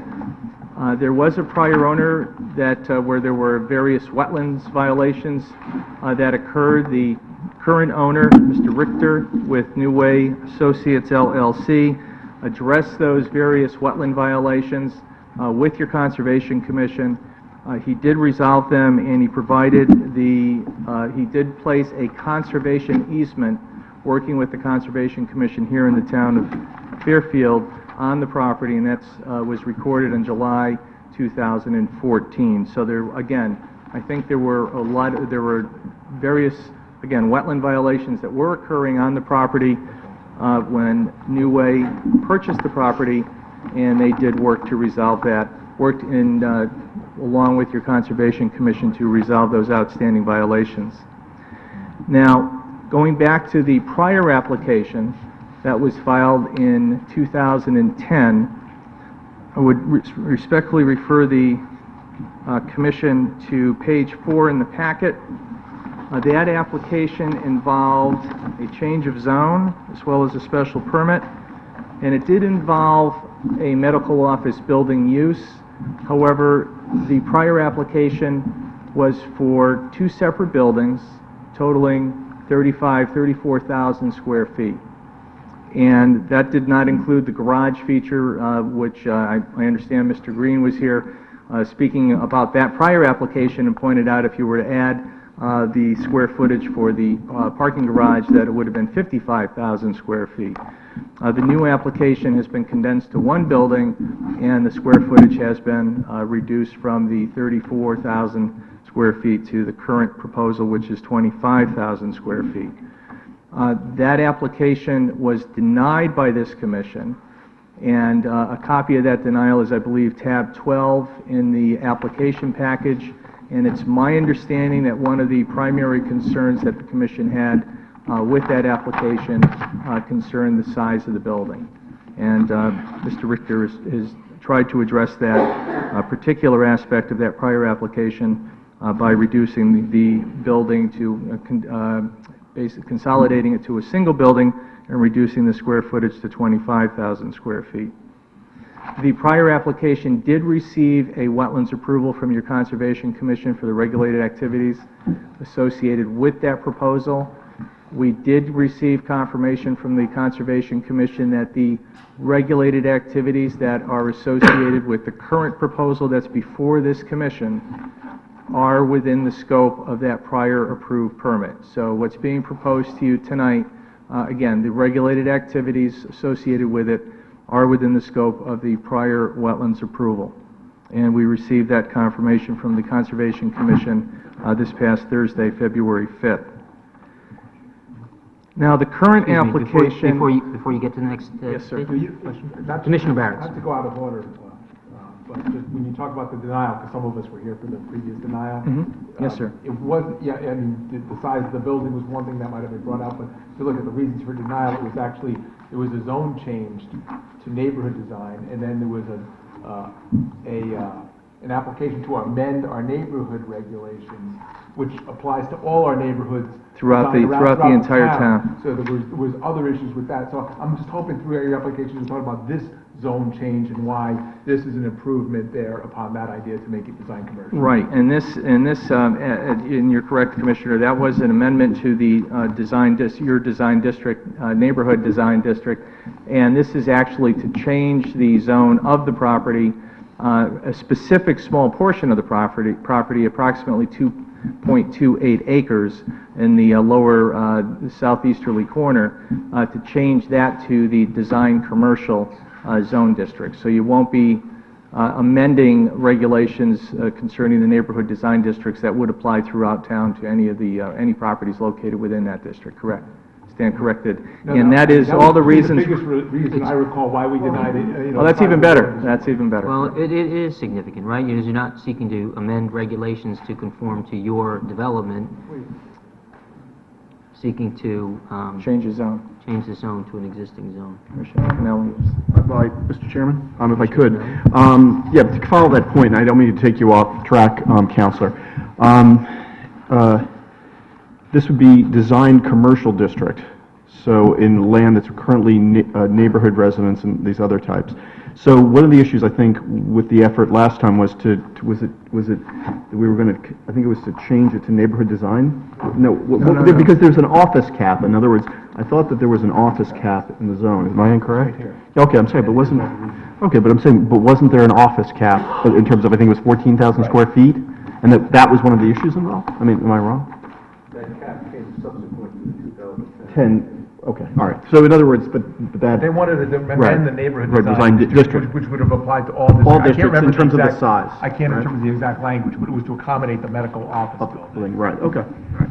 And specifically, the zone change component of that was denied because, and this is in tab 12 in your application package, the first component of that proposal was to establish a neighborhood design district on land presently zoned residence AAA, because there is a small portion today, and I'll go through that in a moment. Actually, if you go to page 4, I'm sorry, we're at page 4, just bear with me. If you go to page 6, I think this might help to piece this together. That's this here, and we don't have this on a larger board, I apologize, but this is... I have it right here. The zone change. So you can see the Black Rock Turnpike is going through just north to south here, the Merritt east to west. On the bright red color is the Hi-Ho D'Addario, that site across the street, and that is currently located in design commercial. The subject property is located on the westerly side of Black Rock, obviously, and that's 17 acres. Out of the 17 acres currently today, what is shown in this light orange is zone neighborhood design. And what the proposal is we're taking a free cut of the property. Everyone, you serve as you deal with subdivisions as well. We are entitled to a free cut that is explained in the application package. And the free cut is to basically spin off the bottom southeasterly portion of the property, so that it will be a combined total of 2.28 acres, and to rezone that property to design commercial, which would be consistent with what is across the street. So that's essentially the zone change proposal before you this evening. Now, I noticed in the revised map, you call it like a hockey stick, right? And on this map 6, it reflects the proposed zone change all the way down to Black Rock Turnpike. And I'm wondering whether the proposed zone change now is to be consistent with the revised subdivision plan as opposed to the map on page 6. That is correct. Yes, short answer. And if you turn to the prior page, page 5, you can see exactly what the chair is referring to. I was going to come back to this after the presentation on the proposal, but let's deal with the zone change out of the box. So the property owner is entitled to one free cut, and it's been determined to create a lot in the southeasterly corner, I'll call it the southeasterly corner of the property. That would be approximately 2.28 acres. And that originally went all the way out. If you can see this area right here, just to the left of Black Rock Turnpike, that is going to remain with the balance of the property, with approximately, I'm just going to say approximately 15 acres. And the reason for that is the frontage requirement. My understanding is that was brought up at code review and pointed out to us. So we did make that adjustment in the proposed line relative to the free cut, and the zone change will only apply, Mr. Chairman, to the 2.282 acre lot that is shown on page 5 of the handout that I gave you. Is there a conservation easement also in that area? There is. It just says the conservation easement is depicted on this page, on the map at page 5, in the hatched area. Mm-hmm. And as you can see, a portion of that does encroach, so to speak, or does overlap onto the proposed new lot. Right. A copy of the conservation easement is provided in the application package, and that essentially involves no activity, no construction, that type of thing. Mm-hmm. You can do tree removal and whatnot, and there is nothing proposed in the conservation easement relative to this application that's before you this evening. The hatch mark also appears on the hockey stick portion. Is that? I'm trying to understand. It should be a different hatch. Mr. Jobs is telling me from behind. Dashes rather than lines. Yeah. It's the what? It's dashes rather than lines in the hockey stick. Oh. Yeah, they're meant to represent. If you look at the just what does that represent? That hash? I'm going to let Mr. Jobs respond to that. Okay. I didn't understand that when I was looking at the plan. Yeah, I can see why. For the record, Walt Jobst, licensed professional engineer and land surveyor. That dashed hatch line is the area of the, we'll say, 15-acre parcel that is netted out of the gross area to arrive at a net area, because that area does not meet your requirements for width to be counted toward your minimum lot area requirements. Even though it's not completely separate from the other portion, correct. It just doesn't have the proper... So all of that hatched area, because it's a AAA zone, you need a 200-foot square, you need at least 100 foot of width in order to count property toward your minimum lot area requirement. This hatched area depicts the area of parcel B, which is less than 100 feet in width. Right. Did you know offhand what the width is of that hockey stick there? 50 feet. 50, okay. At its narrowest, yes. Right. Yes, Mr. Corcoran. May I ask, what is the purpose again of You can use the microphone also.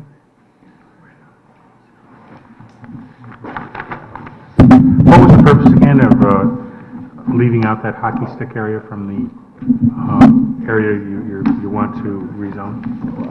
Initially, the application was filed without referring, I'm going to refer to it as the hockey stick, without the hockey stick depicted on the plans and included in the new lot. It was included in the new lot because we did not understand that we had to provide 200-foot frontage for the rear lot, and it was pointed out to us at code review that one way to accommodate that would be to do something just similar or comparable to what we've done with this proposal. So that's why that modification was made. Yes, sir. Mr. Chairman, to follow Commissioner Corcoran's point, so in other words, what we're talking about here is essentially the allowing new way to be able to maintain the viability of development of the back parcel. That's what this is about, and that's why these two differ. Essentially, the original orange pie slice didn't have the hockey stick in it, but this one apparently does have the hockey stick in it. Correct. Right? And- So and that's what that's to get this out of the way. To do this, New Way wants to maintain the development viability as it sees fit to do this. That's why it's there. In parcel, what's shown as parcel B on that map will remain in the residence AAA zone. What is shown in, with the new parcel, parcel A, is what is subject to the zone change request this evening, and if the commission were to approve the zone change, then obviously you would be entertaining the special permit application for the medical office building. Relative to these two applications this evening, I think it's important for everyone to understand, not so much the commission, that the only proposed development with these two applications this evening concerns that 2.28 acre parcel in the southeasterly corner, I'll call it, of the subject property. The balance of the property is not involved with this application. If there were to be any type of development proposal for the balance of the property, it would involve a separate and new application that would come to this commission. To Mr. Chairman, through you, but the point being that ultimately this is to allow New Way to maintain the viability of that property. That's what's going on. In other words, what they may anticipate to look to do with it. But that's not this. But we are acting in our legislative capacity. So that while we have to, while clearly we're considering the application before us for the change to the commercial zone, these changes we have to make in terms of that level of discretion, because those changes are very different from, say, administrative review or something like that. So they do come into play. We can't simply ignore, I would say, I mean, you would agree with this, right? We can't simply ignore everything on that site. But back to a question, I'm sorry, I was kind of getting together on the smaller pieces. Can you describe again where the first cut was on the property again, as you described it? I'm sorry. This would be the first cut. This being, I mean, in other words, so... What's on page 4, that's okay, the proposed what's on page first 4? cut, would be to create this new lot out of the 17 acres, Mr. Commissioner Nelly. Yeah. This one we do have on a board. Right. Because as it exists today, So the this is it, AD like that, okay.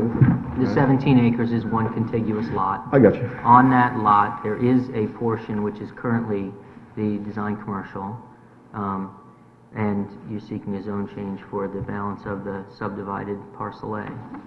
You mentioned 2.2 acres. The Schedule A zone change description in the January 26th submission at tab 3 talks about 2.576 acres. And I just want to be sure that we're understanding the documents that are proper, because there was a change in as we've just been talking about. So does this reflect the proper land for which That zone change description is the correct description. What it does, it incorporates all of parcel A and about a 40-foot strip of parcel B, so that the change of zone would be over this. Now, the reason for that is, according to your regulations, access to a residential can go through a design commercial, but access to a business zone cannot go through a residential zone. Right. So we're changing this 40-foot strip so that when this site is developed, the road will probably come in here and go up this way. If we make a connection to the existing parking lot and use a portion of that road for whatever reason. I mean, we're basically keeping our options open. So we're changing the zone to envelop that new road so that we have the ability in a business zone to access a residential, which you're... So the zone change that is being I misunderstood then. The zone change that is being requested includes a portion, the balance of parcel A and a small slice 40-foot strip of parcel B. of parcel B as well. Right. Now, you don't need that. And just explain then again why we would want to rezone a portion of parcel B as commercial when the balance of that is going to remain AAA residential. According to your regulations, excuse me, a business zone cannot cross a residential zone to have access. The opposite of that is a residential zone is able to cross a business zone to provide access. Is able to, right? Yes. But you wouldn't need that zone change on the balance of parcel B in order to provide access to the back lot, so to speak, because you've got frontage. What we're attempting to accomplish is that when and if the road comes in here to provide access to parcel B, it'll go through the business zone. If at that time... Why do you need it to go through the business zone, is my question. Why not just, well, if it's residential and it's a residential street? The reasoning is, when this drive comes in, if there's a reason to make a connection to this, another connection to this parking lot, if this is all residential zone, we cannot do that, because you can't access... Oh, a new connection to the parking lot up in the property. Yeah, in this area in here. As currently proposed. Right now, the zone would go right up to the parking area where the hockey stick, where the property boundary would be. This would permit flexibility going forward. This is the hockey stick here. And this would permit flexibility going forward, so if there was ever a need to tie this into a driveway that would access the back, we could do it because this would be zoned designed commercial. And if it were designed residence AAA, you wouldn't be able to access the business, the medical office. Well, you just drive down the road. You just drive down the road and make a right into the parking lot. But if you were to come through, if this were to be tied into the road, arguably you would be traveling across that portion, which would be zoned AAA, residence AAA. So you wouldn't, that would be prohibited in your zoning regulations. It's just simply to provide that flexibility going forward, correct? So that if there ever is a need to have another access point into this parking area, Mr. Chairman, that would be available. Does your purchase include the parcel behind? The new way you can own the parcel behind the AAA zone in the back? Yeah, the whole 17. Yes, the whole 17 acres. Taking the whole 17 acres. Okay. So do we have any plans now as to what we were thinking we want to do back there? Not to my knowledge, no. But we want to leave it open just because we want to do something. We want to leave options open. It's a 17 for acre development for that. It's a 17 acre parcel of land, and to go ahead, no, Mr. Commissioner Chairman. Barrett. I'm just trying to help you. I mean, in 2013, we changed our subdivision regulations, our zoning regulations to require the frontage had to be equal to the Buildable square, so. The square, minimum square. Right, so you need 200 feet. So you did that, you added to comply with our regulations, to make Lot B a compliant lot on your first cut. I like the chairman, I was struggling with, well, why are we rezoning any of parcel B to commercial when we want to retain it as A subdivided residential lot. subdivided residential lot. But is it just you're trying to comply with the letter of our regulations? Do you believe that that's the best way to do that in terms of access or future access? Yes. I was just struggling with why parcel B at all would have any commercial on it. The latter, future access, potential future access. To the medical building. Correct. Parcel A. Yes. Well, There's nothing that can be done on that property that's 40, Right. the 40-foot strip of the hockey satisfy our stick. frontage to make the back a compliant lot, but yet you want to still reserve it as a possible pass-through to parcel A. And so even if it's DC zone, it's not going to create any DC uses because it's 40-foot wide. Commissioner Alessi? If I may, I mean, and I see what you're doing here now with this frontage, but during the code review minutes with Gary Wickman, it says here under number 7, recommend moving the driveway more north. This is a definite problem. So, I mean, if we were to go with the police department's recommendation to move the driveway north, we're going to take away from the frontage that you're Well, wanting. The reason we did not and cannot move the driveway to the north as suggested was that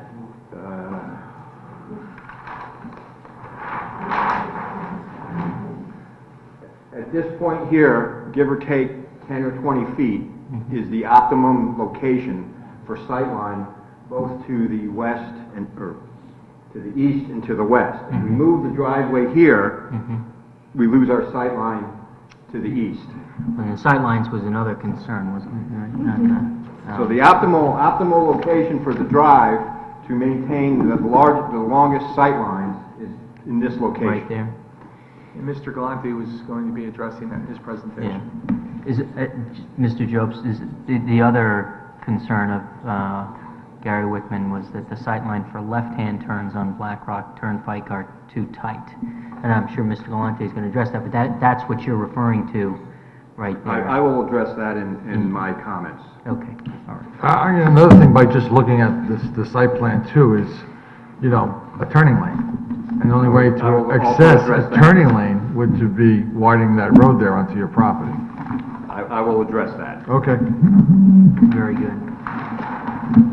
Thank you. We just kind of jumped right Well, in. and that's okay, and you're the commission, you have that discretion.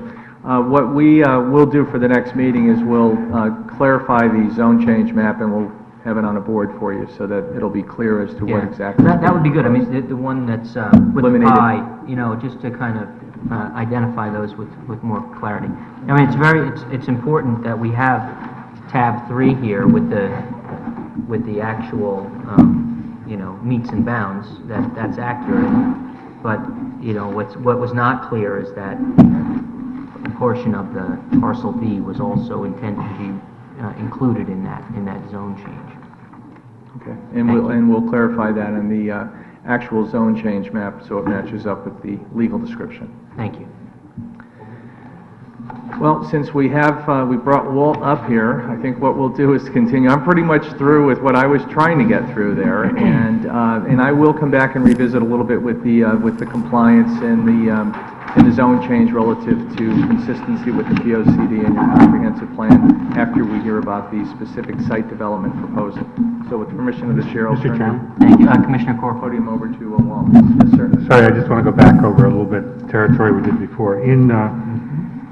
On page 6, it shows the light orange period parcel. Why is that not, is that meant to be the same shape as what we're seeing on parcel 5, on page 5? That light orange is the neighborhood design district zone for that property right now. Right now, that's what that property is zoned. And how do I tell how much of this is, That's approximately... I see now, never mind, I got it. Thank you. I apologize that we don't have a larger scale zone change map, but our internet card on our color plotter crapped out, so it doesn't work. Hopefully it will be fixed this week. For the record, my name is Walt Jobst. I'm a professional engineer and land surveyor, licensed in the state of Connecticut, employed by the Huntington Company, which has offices here in Fairfield. This is a map of existing conditions on the property. I have a nursery, as you're probably aware.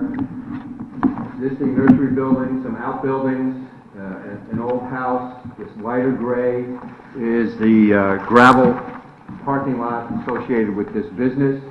This heavy dash dot line is the existing zone line between neighborhood and AAA zone. The site is, the topography is roughly from the south To the north, we have a line of a rock face ledge approximately here in to the southwest of our property. And all of the runoff flows easterly and northerly and is picked up eventually in Black Rock Turnpike. Attorney Smith went over our cut.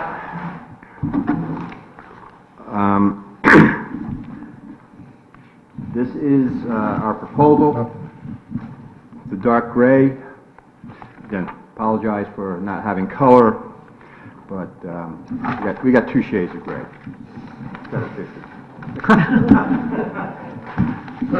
Really? I got to listen to that all day on the news, and you're going to say that here?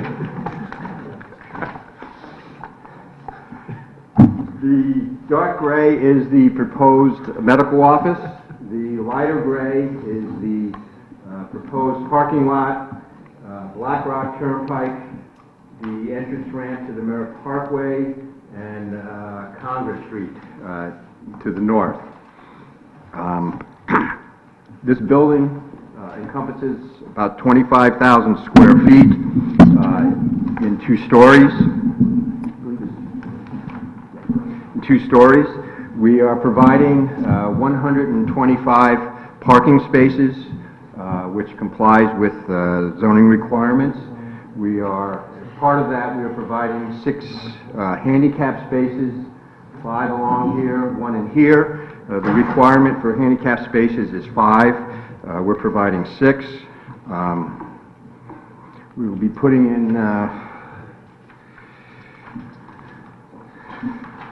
let's see.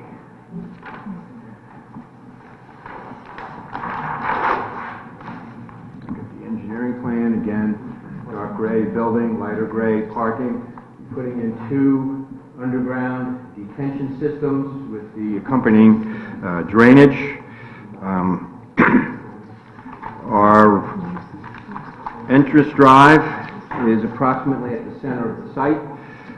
Reason for that is that affords us the best sightline distances to the east, down Black Rock Turnpike, and to the west, up Black Rock Turnpike. We have studied the internal circulation for not only passenger cars, but for fire and emergency vehicles. There was discussions.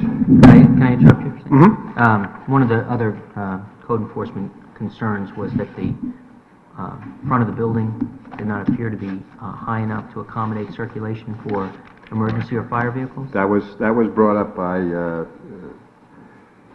Chief Kessler. Fire Department. We have a porte-cochere in this area, which is with a small drive under.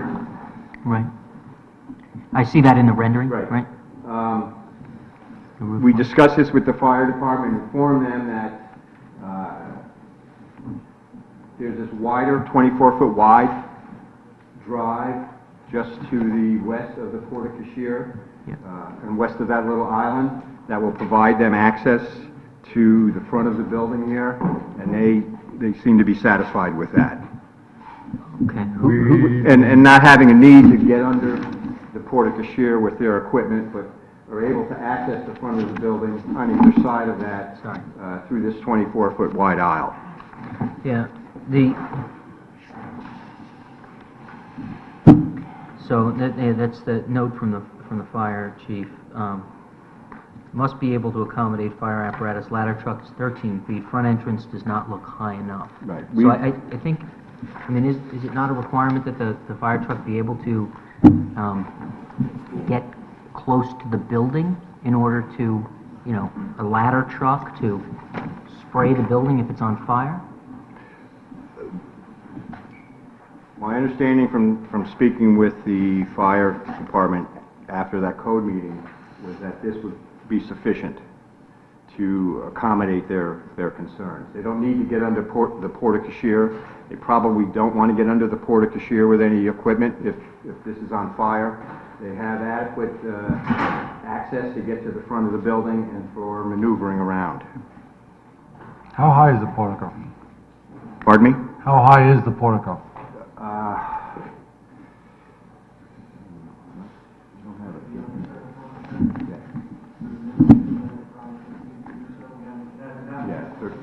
The clearance underneath that is approximately 13 feet. That is... Well, yeah, so if it's 13, the ladder truck is 13 feet. I think that the fire chief was trying to make sure that He could get, yeah. get under. Well, I talked to them about that.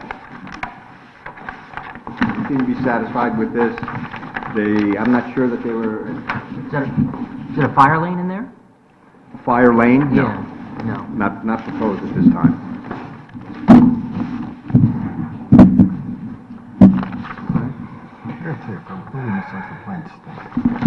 As I said, we looked at this for vehicular maneuvering, fire truck maneuvering, emergency vehicle maneuvering, and there's adequate space and turning radius to accommodate that. We've been up to the DOT District 3 offices on several occasions to discuss with them Black Rock Turnpike in front of our site. We've talked with the engineering department here in town also regarding that, and our proposal is to widen Black Rock Turnpike down by the intersection of Congress Street up to a point about 170 or so feet beyond our driveway to provide several things. One is 2 lanes on the northbound side of Black Rock Turnpike, one through lane, and a second lane would be a left-hand turning lane into our site. We've also widened, or will widen, Black Rock Turnpike in this area for southbound traffic. Although there's not a lane in here because they did not want it, we have an extra width in here so that any right-hand turn maneuvers on the southbound traffic into our site provides the ability for a bypass around that car or someone traveling behind them. Once they get to this east of our driveway, it then opens up into 2 lanes. One, again, continues southbound, the other one for a left-hand turn into Congress Street. Before you move on, when you say they didn't want it, you mean CONDOT? Yes, the District 3 DOT didn't. They didn't want an extra, they wanted a wider travel lane rather than two separate lanes. So, for the left-hand turning lane, where you've now created 2 lanes, right? Correct. Will that be striped with an arrow, like literally Yes. a turning lane, so that is, Designated for that? Yeah, and that's my question. Yes. Is it, if that This will be striped. Whether DOT will require us to put an arrow in there, I'm not sure if they want us to do that. Again, we have to go back to them when and if this is approved by this commission to finalize plans with them. If at that time they say, yes, we want a specific left turn arrow, we will do that. If they don't, and I have a feeling that they're not necessarily going to want a specific left turn arrow, just the ability to turn left. Yeah, well, because, then I mean, we'll leave it immediately, that way. it occurs to me, immediately after that, the lane disappears. I mean, Well, it does then neck down for, about 170, 180 feet, neck down back into 1 lane, which is how they wanted us to design this. Just like the other direction. So then my last question, then I'll turn over to Commissioner Alessi, is whether by this now widening road and doing these improvements, how has that affected the sight lines that were previously of concern to the fire chief, the police chief? The sight lines really haven't changed. It's still the optimum access to the site is where we've shown the proposed driveway. We're not regrading the road. We're just basically extending our edge of the pavement to provide that extra width. So what's the minimum in either direction in terms of feet under the calculations? I mean, I understand it's the optimum point of ingress and egress for you. I want to understand what the How much calculation that is and, is. yeah, and whether it is consistent. For southbound, just from here looking this way. Yeah. It's 450 feet, and that takes us beyond the traffic Yeah. light intersection. For the northbound, which is looking this way, we show 560 feet, probably a little bit more than that, but... Mr. Jost, you have a 560-foot site, Correct, and you can't move a driveway 20 feet. correct. That you have to explain to me.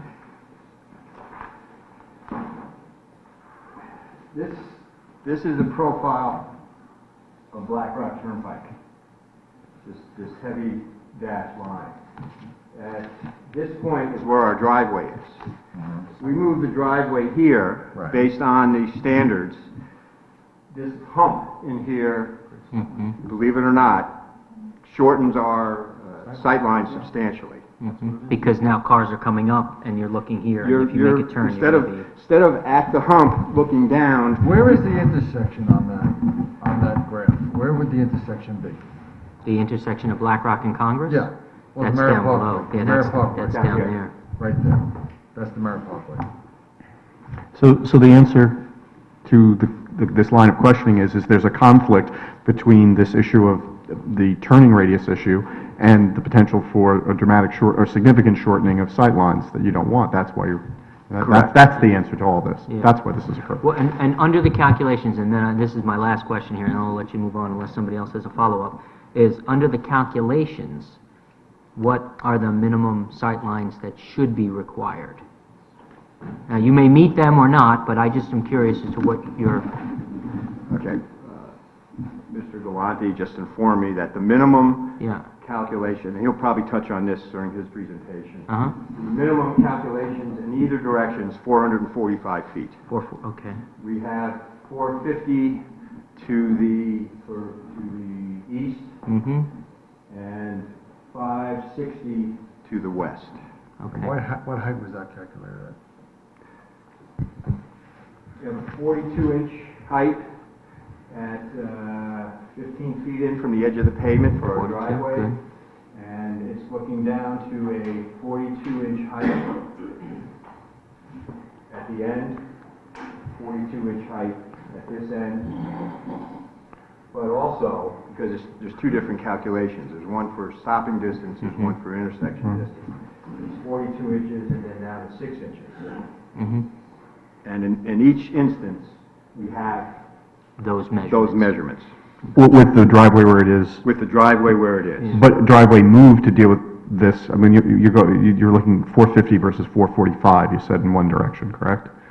Yeah. The requirement is It's 445, we have 450. Right. You move this driveway Here. any distance to the west, Right. that 450 now becomes 200 or something. Yeah. Right, so it's a significant decrease because of the hump. Because of this hump, it cuts your sight line. And just to refresh, I guess I probably should just ask this, Mr. Galante, but basically it's the, was it the 85th, I think it's like 85th percentile, the median speed, okay, thanks.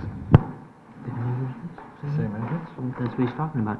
So, if the calculations require 445 and you have 450 or 560, do you know why Officer Gary Wickman was concerned that the sight line for left-hand turns are too tight? Do you understand why that... For left-hand turns? That's what he says. For left-hand turns, the sight lines for left-hand turns on Black Rock Turnpike are too tight. I think what he was concerned with was traffic northbound. Mm-hmm. At present, it's one lane, and somebody stopping here with a car coming up behind them might not be able to see them. And so they were concerned that northbound traffic would not be able to see a car turning into the site. We went and spoke with DOT, we spoke with the engineering department and said, listen, if we put in 2 lanes, one for a left-hand turn, one for through traffic, will that satisfy this concern? And they both agreed that it would. Okay. Commissioner Barrett? Yeah, I'm going to have trouble reading this, but I understood like the sightline plan, these revised plans were changed based upon the code review, and I thought it says here per code comments it was changed. So what changed? Because again, we don't know what Mr. Wickman or Officer Wickman was looking at when he did this. So what changed on the sightline layout plan? I think he misunderstood or misinterpreted the plans that he was looking at. We didn't change anything. As I said, this is the optimum location for that drive. So that's the driveway's in the same location. Right. Now, I think his concern was, as I said, for northbound traffic, if there's a car stopped here, because of that hump, in a certain location along that northbound lane, they may not be able to see that car. So we provided 2 lanes so that the car that stopped is to the left and traffic passing through and continuing northbound would be to the right. So that was the change. That was the change to Black Rock Turnpike, but not the drive. Or the sightlines. Right. So, because it comes up to a rise and then a slight plateau. Correct. And then it continues going up. Right? It continues going up, but at a much flatter slope. Right.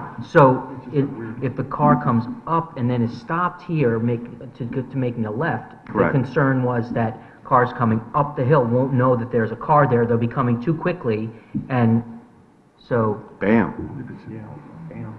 So how then... So what we provided is 2 lanes, so that the car turning left is in the left lane, can be stopped. The car coming up will be in the right lane, can bypass that. But if both lanes are through lanes... They are not. Well, I just asked you before whether it was Oh, going to no, be you clearly asked me if there was identified as a gonna be an left-hand arrow turning there. lane. Yeah. I don't know if there will be an arrow there. That Well, depends that's on- my point. So if they're both through lanes, then the cars coming up the hill are not going to know whether there's some... I will bring that up to DOT when we go back to them to get our If that's approval with the them concern. and say that, listen, we should be putting a left turn arrow there. Left turn only, you know, something, I mean, that just makes sense to me. If that's the concern, that cars approaching northbound are not going to know if there's a car stop there. Can't tell if the road's wide enough. That's a very good point. Mike Galante, just to help along with the discussion, keep in mind the 2 lanes that are going up the hill from the interchange, if you will, Congress Street, it's only being served by 1 through lane under the bridge on the Parkway. Currently. Yeah. And it will be that way in the future. The left turn lane takes you onto the Parkway southbound, and then the right lane, if you will, comes straight through and past the site itself. Right. So it's being fed by 1 lane. As you approach the site frontage, it's 2 lanes on the plan. We originally had a bypass lane, which is essentially no striping for 2 lanes, but just wide enough for 2 lanes of traffic, so the left turn vehicle is sitting in that extra pavement. This plan, which was, I guess, agreed by DOT and the engineering department in the town, stripes it as 2 lanes, but not with a specific arrow for a left turn into the driveway. As you pass the driveway, that 2 lane has to continue as it tapers because it becomes 1 lane again. It's the way it's striped. The state prefers bypass lanes as opposed to designated left turn lanes for driveways. And this is somewhat unique, but because of the alignment and where the driveway is placed, which is the right and best place for a site distance, as Walter mentioned, this alignment and this lane configuration is the best plan because it's being fed by 1 lane from all directions. So it's your understanding that the CONDOT wants it to be a bypass, not an arrow lane? Correct. Yeah, okay. Correct. What about heading southbound? Heading southbound, it starts out as 1 lane beyond the site, if you will, towards the reservoirs. Right. It becomes a 2-lane approach to the intersection at the traffic signal at our driveway, so it's functioning now as a right turn pavement area, as Walter described it, into the driveway for a vehicle that's slowing, and it's also serving the 2 lanes that approach the traffic signal as you come down the hill to the Parkway southbound on-ramp. But what about making it a right turn lane into the parking lot? Only? Well, you have 1 lane coming down Black Rock Turnpike. Yes. And as you approach your building, you have a turnoff lane, a right turn off lane. You're suggesting that? Yeah. Well, we don't need it because we're only 10% of our traffic, 5% to 10% is coming from that direction. So the volume of traffic doesn't need a separate right turn lane into the property itself. That would extend that right turn lane, if you will, with tapers around the curve. It doesn't really affect sight distance, but you don't need that pavement, you don't need that lane. Majority of this traffic is not coming from, the Merritt. it's not coming from down Easton. Greenfield Hill. Yeah. It's not coming from Or the Easton or whatever, direction. Right, Yeah. that's a tiny trip. Yeah. And unlike. Still a residential neighborhood. Unlike the northbound traffic Well, on Black Rock, Yeah.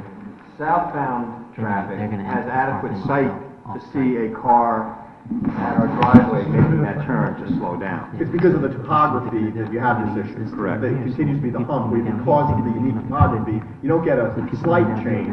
It's really a significant change. You don't go from 450 sightline to 380 or 390 or 410, you go down to the 250s or 270s. Because suddenly there's this. Because that hump. Right, I know what you're talking about. Coming from the, no, but you said they're gonna come out, yeah, from the residential. Not out. Also part of our proposal will have water, gas, sanitary sewer, existing sanitary sewer line on Black Rock Turnpike. We'll make all of those utility connections. We're proposing a substantial stormwater treatment facility, 2 large underground detention areas, hydrodynamic separators.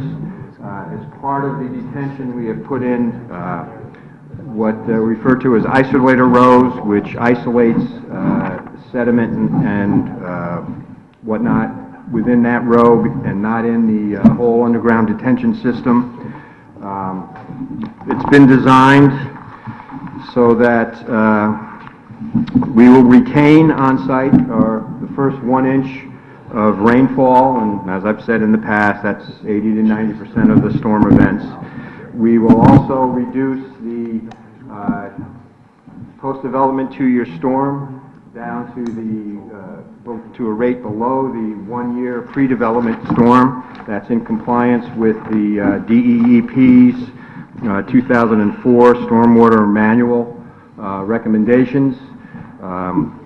This system will not only provide attenuation of the quantity of water, but it will also provide an improvement to the quality of water that passes off of our site into the downstream drainage systems.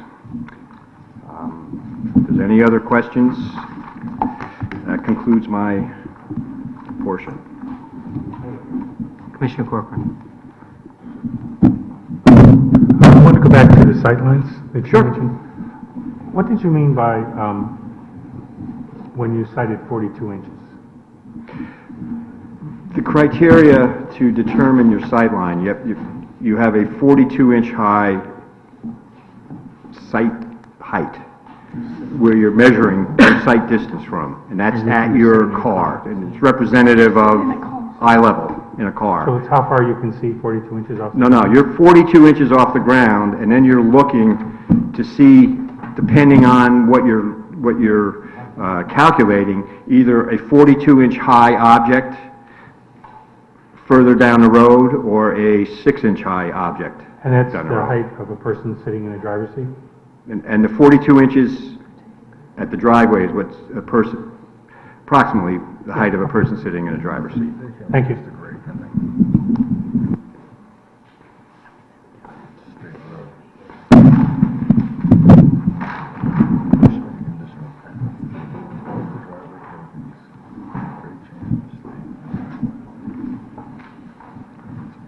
I was just thinking, if you're suburban, like most of the cars around here, you're probably not higher than 42 inches, but so the sight lines would be much better. For the record, I'm Jan Goldplus. I'm with Wesley Stout Associates, Landscape Architects in New Canaan. And I just wanted to briefly go over the landscaping and lighting that we're proposing for this project. I believe you have these drawings in your packet, and it's very highly detailed in terms of plant material. But I just want to point out a few things here. We really have 3 zones. We have the developed zone, which is the parking lot of the building. We have a reed forest zone, which is upland up here.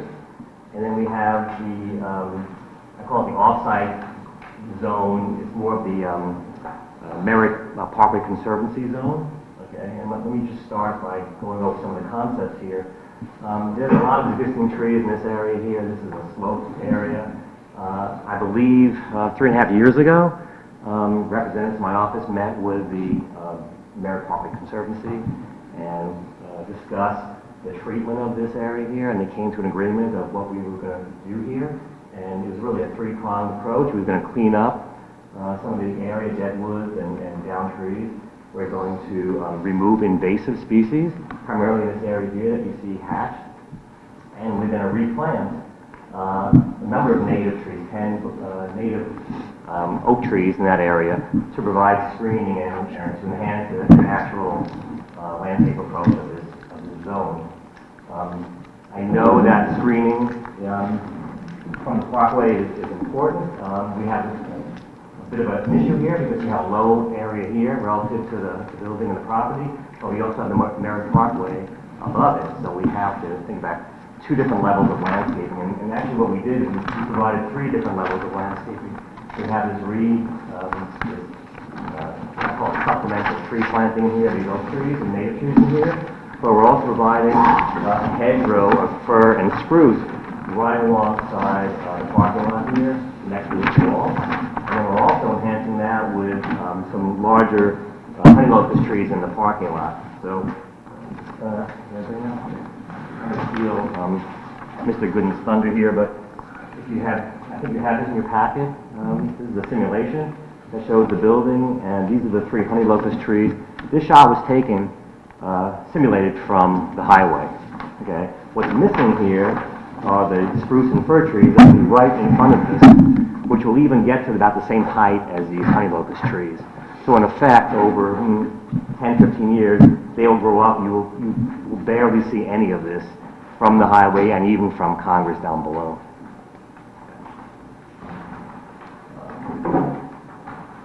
So in addition to the spruce and fir, we have some viburnums. We have, I don't want to get into the details of all the different types of tree species. We can go over that at some point if you'd like. But in the front here along Black Rock, we have a 10-foot wide buffer strip that we're planting with a combination of street trees, viburnums, inkberries that get to a relative height of about 4 or 5 feet, probably 5 even, so be kept down, to form a screened hedge in here, screened landscape, frontage treatment along Black Rock Turnpike. So how wide is that buffer zone? I'm sorry, that's coming from over here. No, you have the speaker right there, I apologize. I'm sorry to interrupt.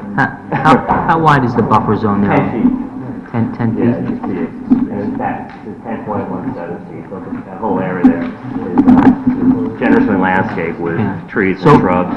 The reason I ask is because the buffer from the street that's provided there is for a reason, right? I mean, you want to sort of buffer the parking lot and so forth.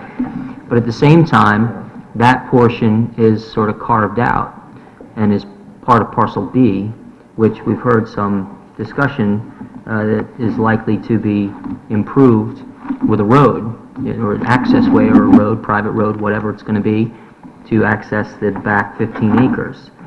Is the intent to maintain the 10-foot buffer even in that event? Yes. Yes. That won't change. That would be and that's the reason why a condition of approval? We put, the bang for the buck is in the front here. It's not behind. Right. So yeah, that will remain the same. Okay. We have parking lot planting in here as well. Some shade trees around here. We also have a specimen paper birch tree here in the middle. That's probably the largest tree on the site. And then we have landscaping around the building to enhance the foundation and the base of the building around here. But none of this area in here should be seen either from the highway or from Congress or even from Black Rock down here because it'll be higher up and there'll be a generous screen back here. Any questions of the landscaping? Or? Sure. Commissioner Corcoran. Are the plants you're suggesting, I assume they're not invasive, but are they also native? The majority are natives. All the ones over here are natives, all the oaks. All the oaks in the off-site tree planting and the reforest zone are natives. Can they all be native? It can be, yeah, it can be. We have lindens, and I don't believe lindens are natives. No. Honey locusts, I think, are. So I'd say the majority are, but yes. Sure, I'll take that, because, yeah, good point. I'm sorry, one question. You said there's a specimen tree closest to the building. What was that again? Paper birch. Okay, multi-stem, multi-trunk. And while I'm on that tree, I can get into the lighting, because,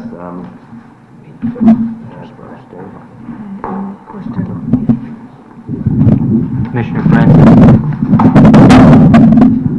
Weren't we having trees in the parking lot between the spaces?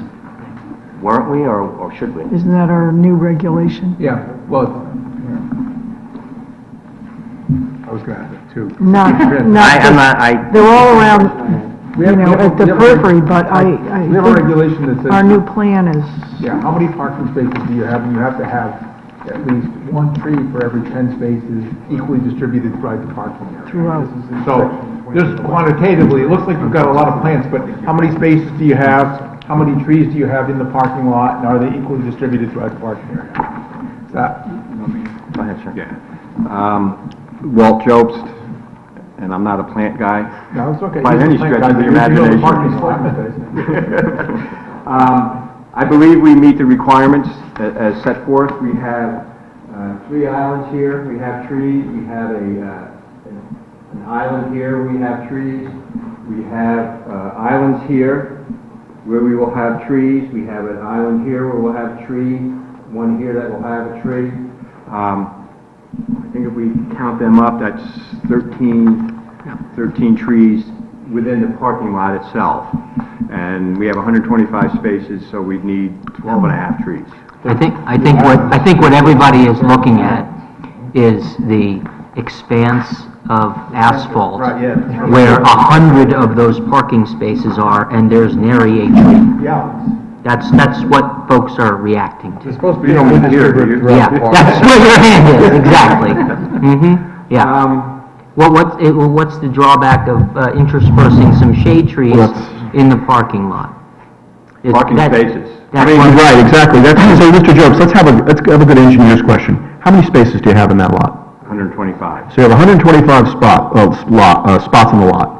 Under 28.11.3 under shade trees, okay, you're supposed to have, it says here, at least one tree for every 10 spaces shall be provided equally distributed through the parking area. Now, when I look at this, I was struggling because I was distracted with another issue last week and didn't look at this closely enough.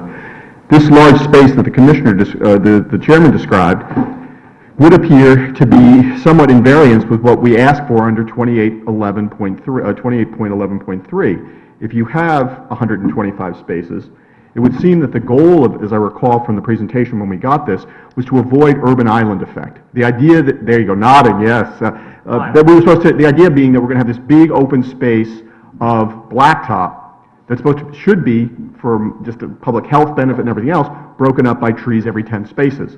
I look at this center area, there's plenty more than 10 spaces in that 125 lot, and I don't see, you've got trees, but they're mostly on the edges. We can certainly adjust the alignment of these spaces in the center. Right. To make this island wider. Right. Enable us to put a tree on either end of that. Right. If, you know, we'll make these islands a little smaller, still fit 2 trees in here, we can make this wider, shift these spaces to the west, get a couple more trees in there. Okay. Well, I mean, ultimately, Do that, ultimately it's up to the commission. They have to decide whether you're meeting the regulations under 28.11.3. You know, whether you are providing a tree for every 10 spaces as distributed equally. It's not to do trees all around the center, all around the edge. It's divided, and clearly, it isn't distributed evenly. That's at least under this plan. I mean, there are obviously techniques for we're challenged in terms of the width here of the parking lot. Right, exactly. You can't add an island down the middle of this parking lot, which is what you're suggesting, that we break this. Not a whole island, I'm just saying that every... trees, but... Just, yeah. But we have techniques for putting trees in between the acres. intersection of 4 spaces. He makes a good point. You got 17 acres. Why are you challenged by the width of the parking lot at that area? Conservation. But you already have conservation easement on the upper portion where nearest the building. From what I recollect. But the this property line along here, they have a concern, I will say. Conservation does? Conservation does. That this goes any further to the south. We can certainly, we can put in planting islands in the center here. Your regulations allow for an island the width of the parking space, and I forget how deep they are, but... Yeah, it'd be great to have a little rain garden in the center of the parking lot there with some trees. Ultimately, there is some flexibility, Mr. Jobs, in the sense that if we see a redesign that, or suggested redesign that is more in keeping with what we want, there's some flexibility there. That's all we're saying to you. And we understand you're working to do your best for your client. You want to give them what they want, which is they want 125 spaces ultimately. But ultimately, we have to make sure that the public interest is balanced. So there is that available. But I'm just saying to you, it would seem to me, at least under our regs, under 28.11.3, this isn't in conformity with our regs. We can certainly massage this I'm just saying, yeah, to but it accommodate is. that, and we will definitely look at that. We'll look into that for the next meeting. Great. Yeah. This plan actually also show the light locations, if you look closely enough.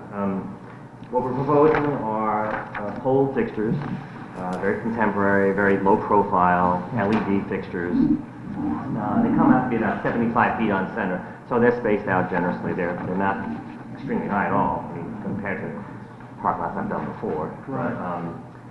But most of the distribution happens to be right in the parking lot area, okay? I think we've maintained less than a half-foot candle off the property line in this area here, but zero throw or distribution on the other side of the property line. If you look at, I have a photometric plan, and I believe you have that in your packet as well. Okay, so the majority of the lighting on the site, and we try to minimize it as much as possible because we're sensitive to the views from the highway and Black Rock, primarily just to illuminate the parking lot, allow for safe use and safe access back and forth. The only other lights that we have are some tree up lights here, the specimen tree, because that's kind of a key feature on the axis when you drive in. We have lights to illuminate the steps here, low level lights built into the walls, moving lights. And that's actually it. There is no lighting on the site. I'm sorry, go ahead. Yeah, I was just encourage you, again, don't know, just to, before the next hearing, if you or the applicant, just review our latest 28.11, because it was just amended last summer, yeah, recently. Relative to lighting? Yeah, no, well, there's a lighting, but also the whole shade trees, there's actually specifics about what kind of trees, what the caliber needs to be at maturity and all that stuff, so just, if you're gonna like resubmit anything, I just encourage you, Mr. Jobs, the applicant, to just read that, and I think that'll probably help, Yeah, there is. illuminate about what we're looking for. Just refer to that, in addition to the caliber, et cetera, and the kinds of trees in 2811.4, in the lighting section, I should ask you this question since it's in there. It states that all lighting utilized for illumination of buildings and grounds shall aim downward, you mentioned that, to meet the specifications of the International Dark Sky Association, and shall be fully cut-off fixtures. No pole lighting shall exceed a height of 25 feet. Does any pole lighting exceed 25 feet? No, it's all 12 feet. Excellent, 12 feet, you mentioned, I'm sorry, I apologize for missing that. And does it meet, in your view, the specifications of International Dark Sky Association? You are familiar with them, of course. Thanks. Okay, great. There's no drop lenses on these things either, so you can't see that from, so it's all downlight. That concludes landscape and lighting, unless there's any other questions. Anybody else? Mr. Gooden, for the office. Great. Thank you very much.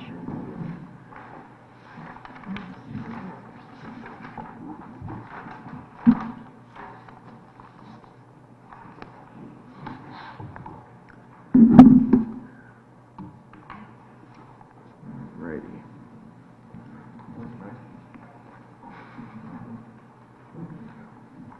The architects always have to bring the pretty pictures, even though they used them already. For the record, Ron Gooden, I'm Principal of Healthcare at Fletcher Thompson. Primary offices in Bridgeport, Connecticut, very local. We've just been involved with the project probably since last fall, I believe it was, and so we're not involved with the previous submission in 2013, I believe it was. The edict coming to us was obviously some of the issues heard. Did not want to see a brick box, wanted to minimize it, bring it more to a more residential look, softer look.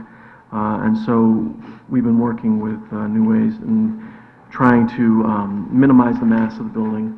I will let you know that we've looked at a lot of materials, a lot of different angles. The beauty of Revit these days, which is our drawing apparatus, is that we can provide renderings from almost any angle once that model is built. And I think it was pointed out previously, this is an actual view from the Merritt Parkway proper, with the beauty of what's that program now? Google Earth, you know, with the little, they have the cars driving around all over the place with a little white bulb up on the top. They take pictures everywhere. You can actually capture the view as you drive over the overpass when you have that little bit of window where you could actually see prior to hitting the pine trees that are still there through the winter, obviously, and the deciduous that have lost their leaves through the weather. So even though you should be concentrating on driving down the Merritt, you do catch a little glimpse of view here. And previously in the landscaping discussions, they've talked about how there would be trees up in front and blocking the views. Well, you know, wouldn't be any reason for me to do a rendering at that point because you can't really see the building. So we took a little bit of an artistic license here and did remove a few of the trees. We did remove a few of the trees here so you can actually see the building now. That's why we do our renderings.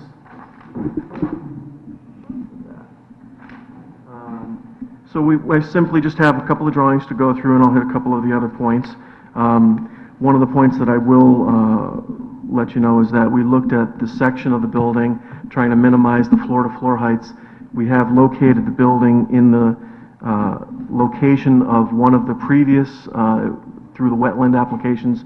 It was asked to be tucked back into that corner, kind of into that, the stone in essence. So this location of the building is of that first building. I know some people were having, I think you guys have handouts as well. Right. Some people were having a little struggle seeing those, so I'll just hold it up. So we have kept the new building, the 25,000 square foot, and that is 2 stories, as was mentioned, so each floor plate is 12,500 square feet.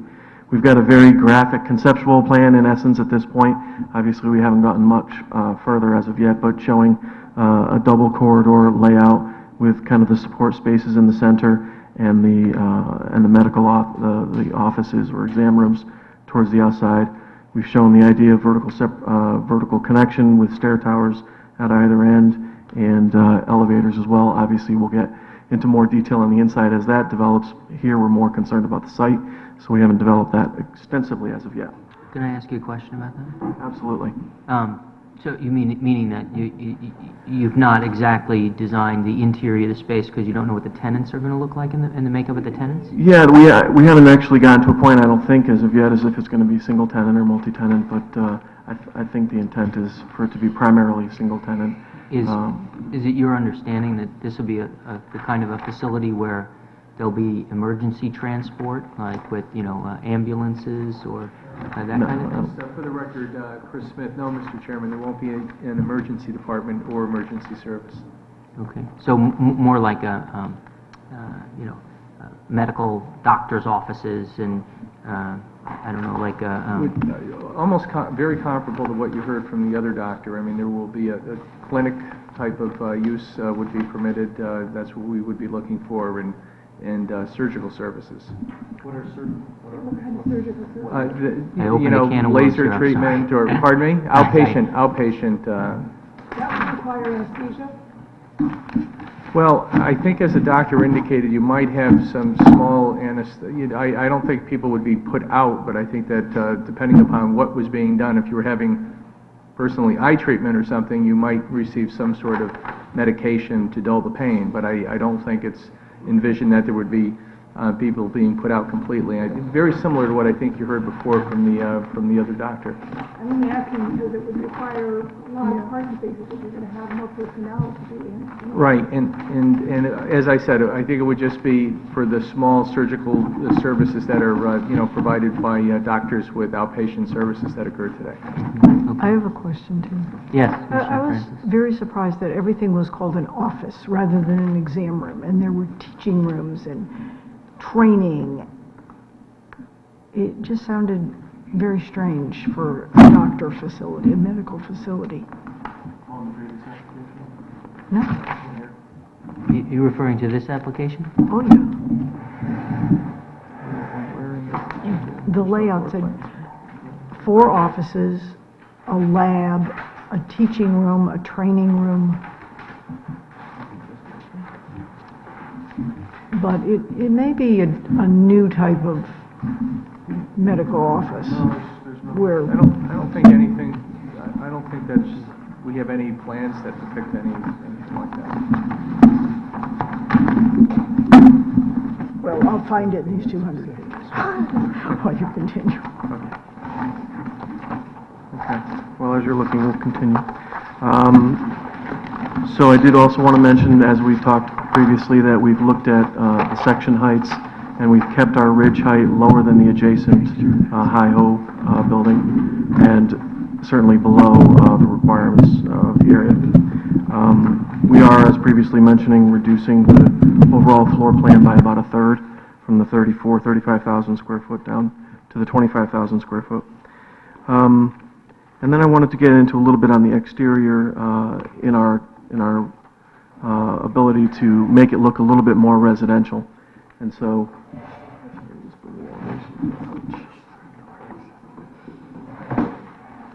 we're looking at locally, probably man-made, sustainable materials. On the lower level, a precast stone veneer would be the bottom piece, as you see. As you move up, we were envisioning a cement or hardy board type product that would be painted. The corner boards would be another man-made material, probably like an AZEK. I think you've seen that on a lot of the residential projects typically. And then, you know, on the roof, we were actually on the south side of the building looking at doing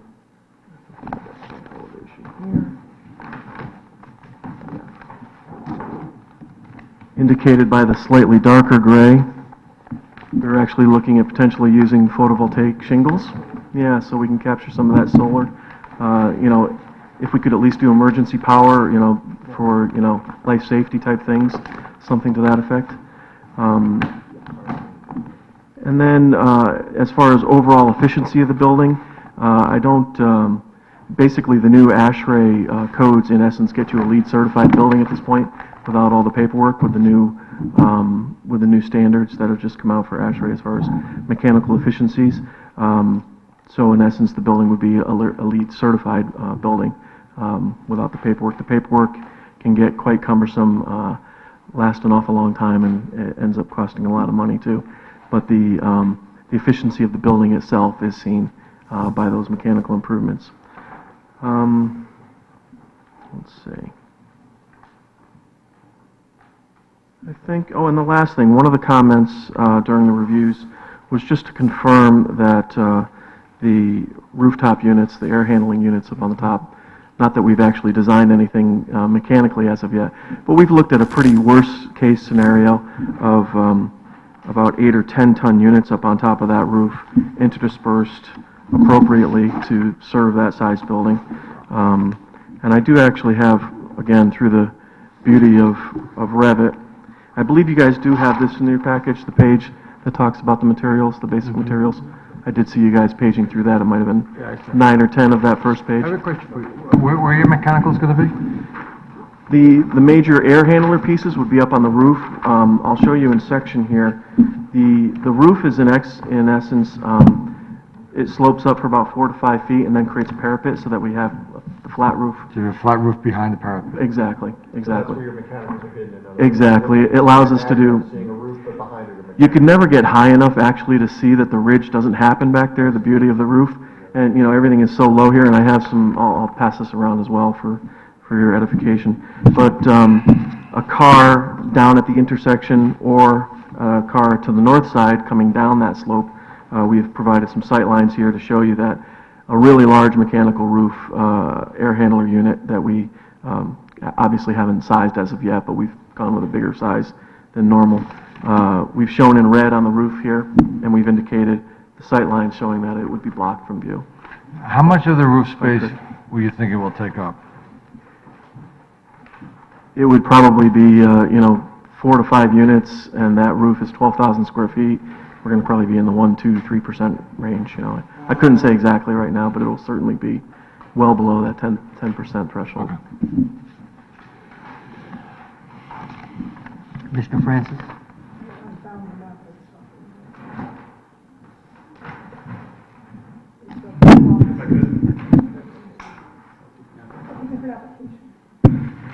That's the other Black Rock company. Sorry.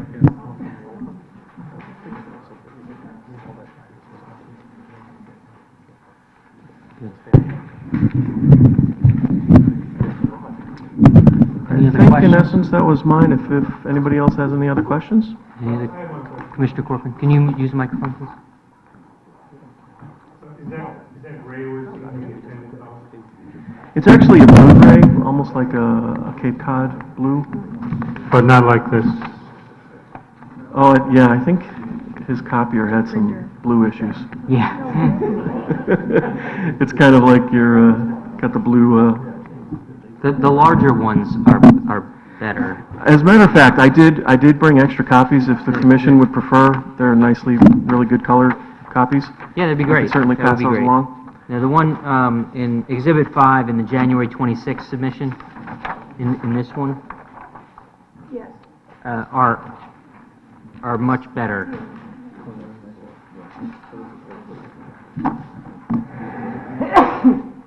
Bless you. Bless you.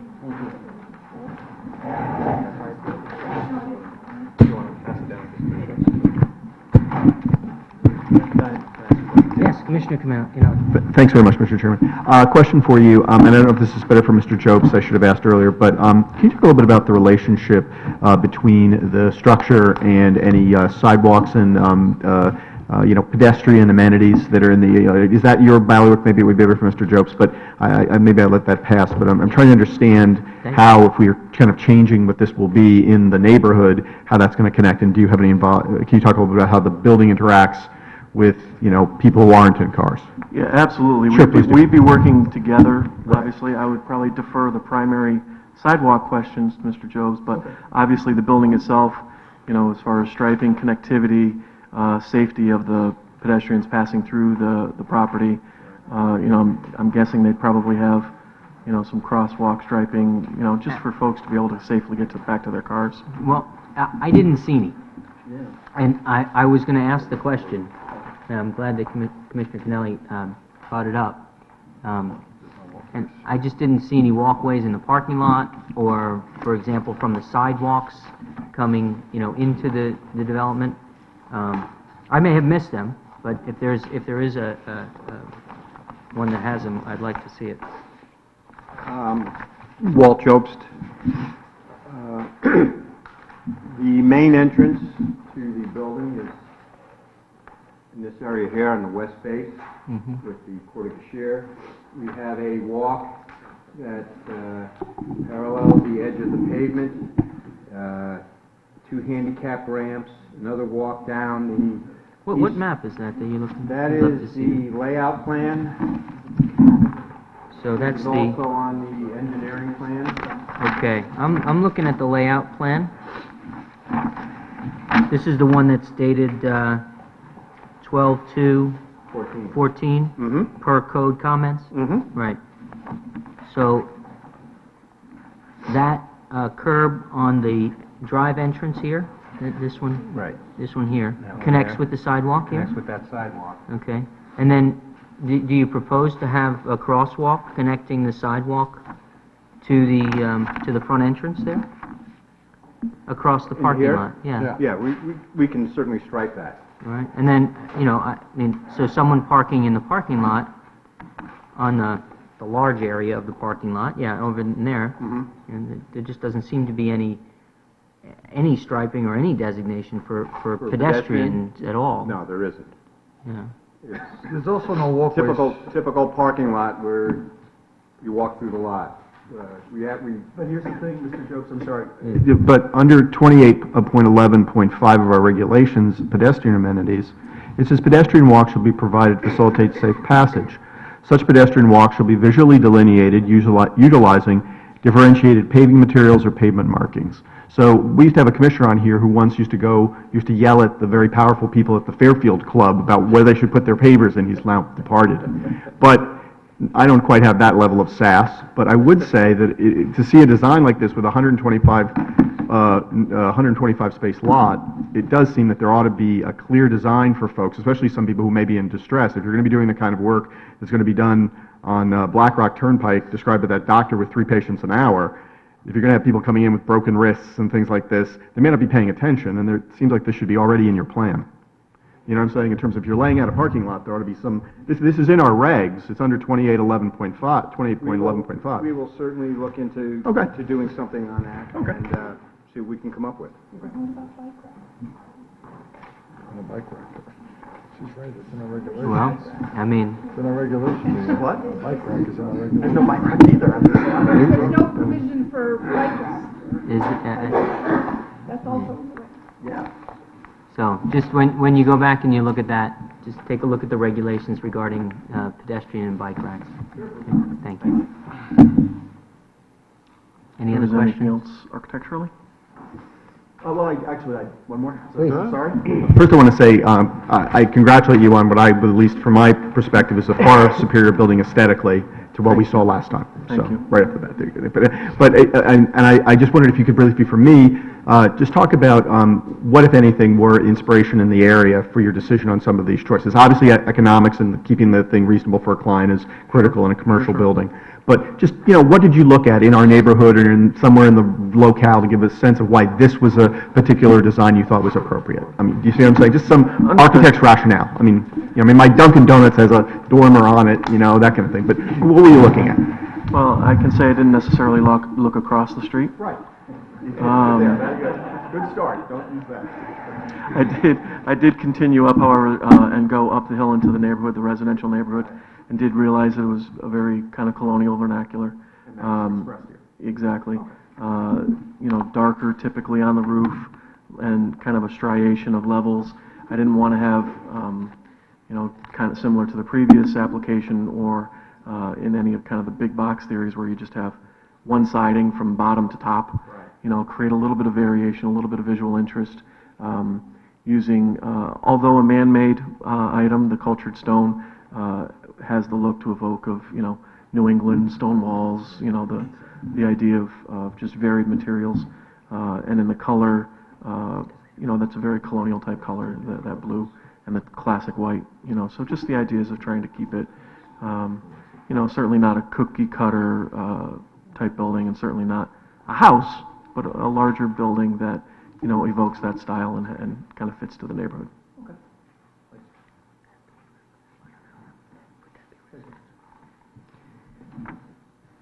Anyone else? You talked mechanicals, and I might have missed this, but is there an elevator in this building? Yeah, there are. Yeah, there is. I knew I missed it. Yeah, absolutely. There'll probably end up being 2. Yeah. Anyone else? Thank you very much. Very good, thank you.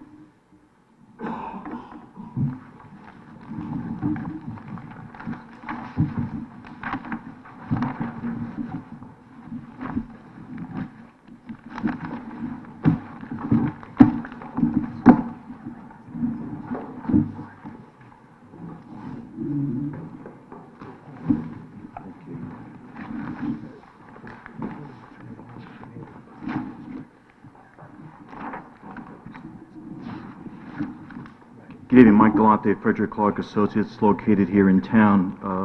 In the interest of time, I'll do a somewhat detailed overview, but an overview of the traffic report, and certainly answer any questions you may have. And the report that I'm referring to is December 2014.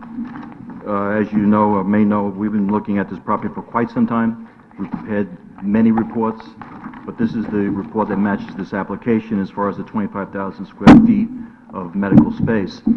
Just for reference purposes, graphic, which is figure 2 from our report itself, shows the site, the study area, the Merritt Parkway, which in this case is northbound, southbound, and Black Rock Turnpike, which is actually eastbound, westbound at this point, although everyone, including me, thinks it's the other way around.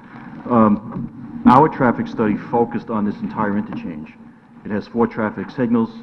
It has ramps on each corner, each quadrant, if you will. It has Congress Street on both sides, known as Congress Street North and South, which connect into residential neighborhoods and beyond, and parallels the Parkway pretty much in this area. We have traffic counts that go back to 2008 and up to 2013. It's a combination of data collected by our office over a period of time and data obtained from the Connecticut Department of Transportation, which does traffic counts on a 3-year cycle, if you will, on state highways. We looked at this interchange, if you will, and if you look at the graphic, the photograph, as I mentioned, 4 traffic signals. This is a coordinated traffic signal system, meaning they all work together. And if we've all been through it, it does work quite well. It moves a lot of traffic, certainly during peak hours. We know the Merritt Parkway is heavier towards Stanford or Norwalk in the morning, certainly, and the reverse pattern commutative traffic going towards Bridgeport or Trumbull in the afternoon. And the volumes show that as far as on the Parkway, and it also reflects that condition on the ramps itself. Northbound ramp, for example, the northbound off-ramp is heavier in the afternoon, in the afternoon versus the morning, and the reverse on the other. This on-ramp here is certainly heavier in the morning versus the afternoon, which is a much lower traffic volume. We collected traffic data by turn and movement. I'm not going to use all the figures tonight, just some of them. But we identified peak hours. The morning occurs between 7:45 and 8:45 in the morning. The afternoon peak is 4:45 to 5:45 in the afternoon. When I say peak, it's the highest volumes, and it's a combination of the manual traffic counts we do at Clark Associates. That's someone standing on the corner, counting by movements for a period of time, typically 4 to 6 in the afternoon, 7 to 9 in the morning. And we also do a comparison, if you will, to a graphic that looks like this, which is an hourly volume by direction for 24 hours, and that's a period of time. When we do the counts, we do 7 days. When the state does the count, they do 1 day. So it's a combination of both. Our traffic study and the baseline traffic volumes are actually based on a 2011 traffic condition, a baseline condition. And you would say, well, that data is old. Well, we all know what's been happening with the economy since around 2008. If you look at traffic volumes, not just in Fairfield, but throughout the area, and we've collected a lot of data over the years, and DOT certainly collects a lot of data. 2008 to recently, the volumes have decreased significantly. So we did a comparison 2008 through 2013, a combination of our data and the state's data. State's data for 2013 was the most recent data, and the state would typically say to Clark Associates, use that data, that's the most recent data, match your counts to that data. What we did, and the 2011 traffic volumes are higher than the 2013 traffic volumes. So to be consistent and use the higher volumes and to be conservative, which we like to do, we use the 2011 traffic volumes. That's why we have volumes that are from a few years ago, because it's actually higher. We have found in some other towns nearby that town-wide traffic volumes have decreased by 20 to 25% consistently. It's kind of a surprise, especially when you're sitting in traffic on the Merritt Parkway on Friday night, but the volumes are actually lower. Well, and I see a would that have question. anything to do at all with Metro Center being in Fairfield? No. I mean, No. none of those cars are coming No. from, I'm just curious if you, No, it truly, really is the economy. It's real, I mean. Oh, yeah, I mean, it's consistent throughout the tri-state area Really? and beyond. Because it would We- seem like, it would just seem like in that area, I'm sorry, but it would seem like in that area, that would be where people might have gotten off the road to use the. Just I in know, this area, like we've compared traffic volumes in Norwalk, Westport, New Canaan, Richfield, I mean, everywhere. Right. Danbury, as you know, we do work in all the towns. Right. The volumes are consistently lower, so we've been using, in this case, in many traffic studies, data that's from 3 years ago. Mhm. We used something in New Canaan, the state actually said use the 2007 volumes instead of 2014 last year, because they were 25% higher. That's where the 25% comes from, by the way, it's New Canaan. This is a point of interest, Mr. Galante. Are they lower during the week, or does this phenomenon extend to weekends as well? Most of the data that I'm referring to is weekday commuter traffic volumes and daily traffic volumes. On a weekend, Saturday condition, I would say they've been consistently lower also. Yeah, okay. Yeah. Because I would contribute it to people's work and the economy, and even more people working at home, and a lot of, Well, I can see a lot of factors that's during the part work of it. week. A lot of people work at home. A lot of people don't work 9 to 5 anymore. Mm-hmm. You know, most of us here don't work 9 to 5. Right. I'm not on the road at 8:45 in the morning. I'm certainly not on the road at 5:15 at night. So that's part of it, but it's been consistent quite a bit of this area and beyond, and it's very consistent as far as the volumes haven't gone down. So what we did in our volumes using 2011 data, even though there's no growth, in many cases there's a negative growth, we bumped up the traffic 2% per year, and then we did a 0.5% per year up to 2016, going out into the future. Okay. There's essentially not much going on as far as new development in this area, so we relied on the growth rate as something that we plugged in to bring up the volumes to a 2016 condition. This is just a graphic. I won't go through the numbers, but just for reference purposes, the morning is busier than the afternoon, which might be a little bit of a surprise. Volume on Black Rock Turnpike under the Parkway, just for reference, is 2,000 vehicles per hour in the morning peak hour. On Black Rock Turnpike along our site frontage during the same morning peak hour, it's 1,000 vehicles, so it's half the volume, just for reference. And if you look at Congress Street, I'll call it the northerly section between the southbound off-ramp and the traffic signal by the Hi-Ho Hotel on the corner, that has 1,500 cars during a 1 hour period. So just for reference purposes, 2,000 vehicles under the bridge, 1,000 vehicles in front of the site, and on Congress Street, between the off-ramp and the intersection, about 1,500 vehicles. Again, the afternoon is slightly lower. The next step was, as we mentioned, we go to a no-build condition in 2016 just to show a background, or we sometimes call a background traffic appointment or a no-build. We then add traffic for this development, in this case, a medical building, 25,000 square feet. We use standard trip generation rates that the DOT actually requires us to use for a medical building. It's where you have patients and staff. We focus on the peak hours, in this case, the staff coming in the morning, and I was at a doctor's office at 8 a.m. this morning, so I was a patient coming in during that commuter peak. Yeah. And the traffic for a 25,000 square foot building in the morning is 60 vehicles total. Just for reference, 47 vehicles going in, people going to work, patients coming in, or going in, 13 vehicles exiting. In the afternoon, it's higher, it's 84 vehicles. This is site traffic, 1 hour period in the morning, 1 hour period in the afternoon. So 60 in the morning, 84 in the afternoon, two-way volume. Yeah. Can I ask you a question about that? Yeah, sure. Yeah.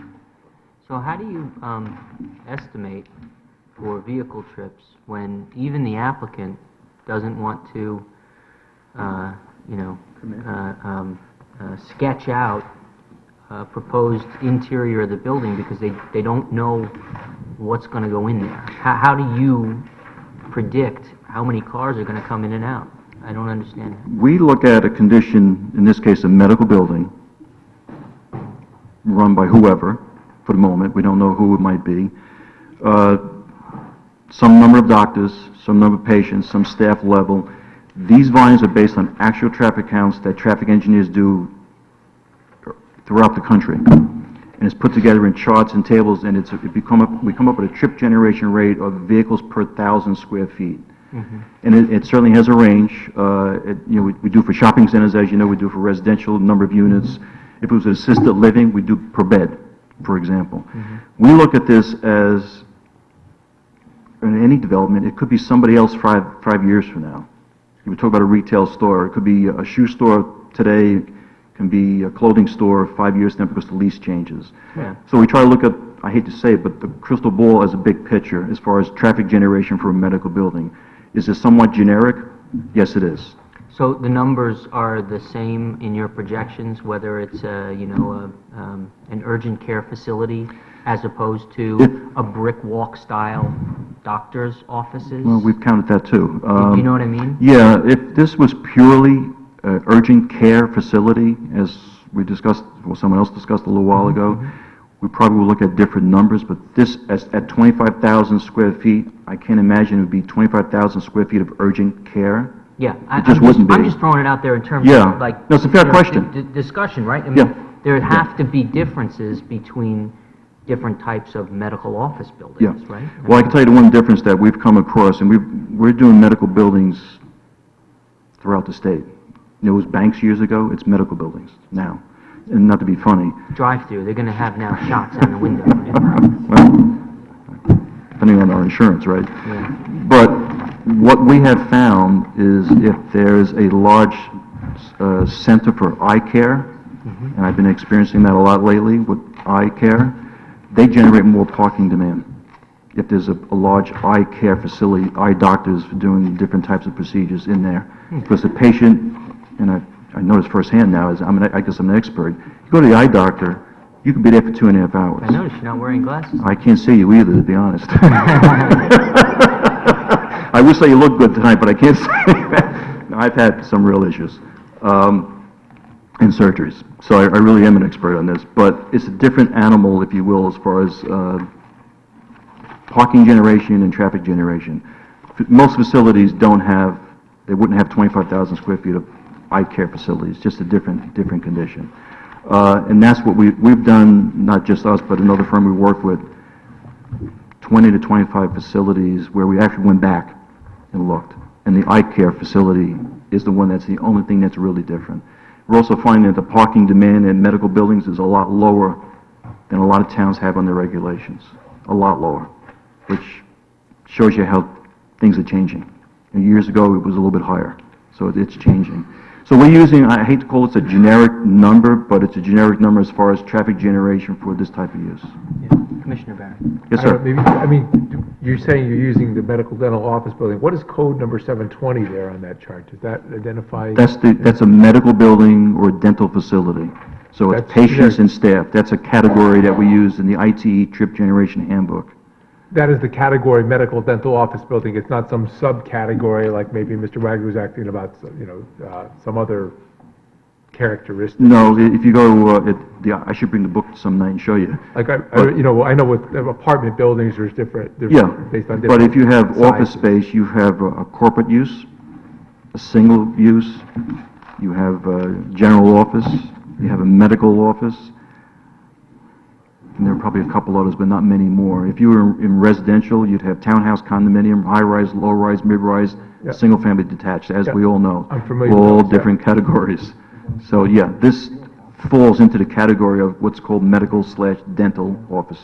So you apply a 25,000 square foot To that medical number. dental office to arrive at these chip generations? Yes, yes, yeah. Thank you. And in many cases, we go back and count different types of land uses, and it's kind of surprising, not surprising, but it's interesting that the numbers are very close. So I feel very comfortable with whatever traffic generation rates we use for different types of land use. So we add this traffic to the road system, and just quickly,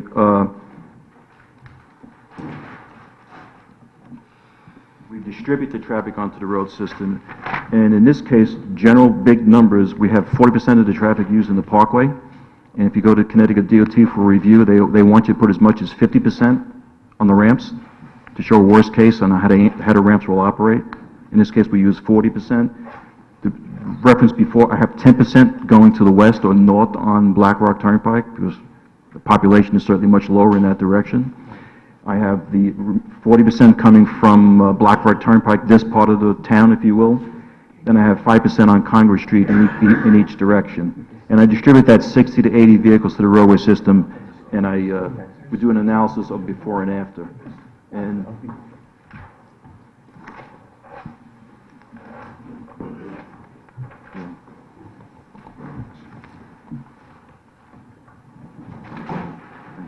And I won't go, obviously, through these numbers, and we all can't see them, including me at this point. Is that table 6? That's table 6. I think you have a typo in this one. I'm being serious. It says 2012 no build and 2012 build. Mine says 2016. I'm not lying. No. 2012.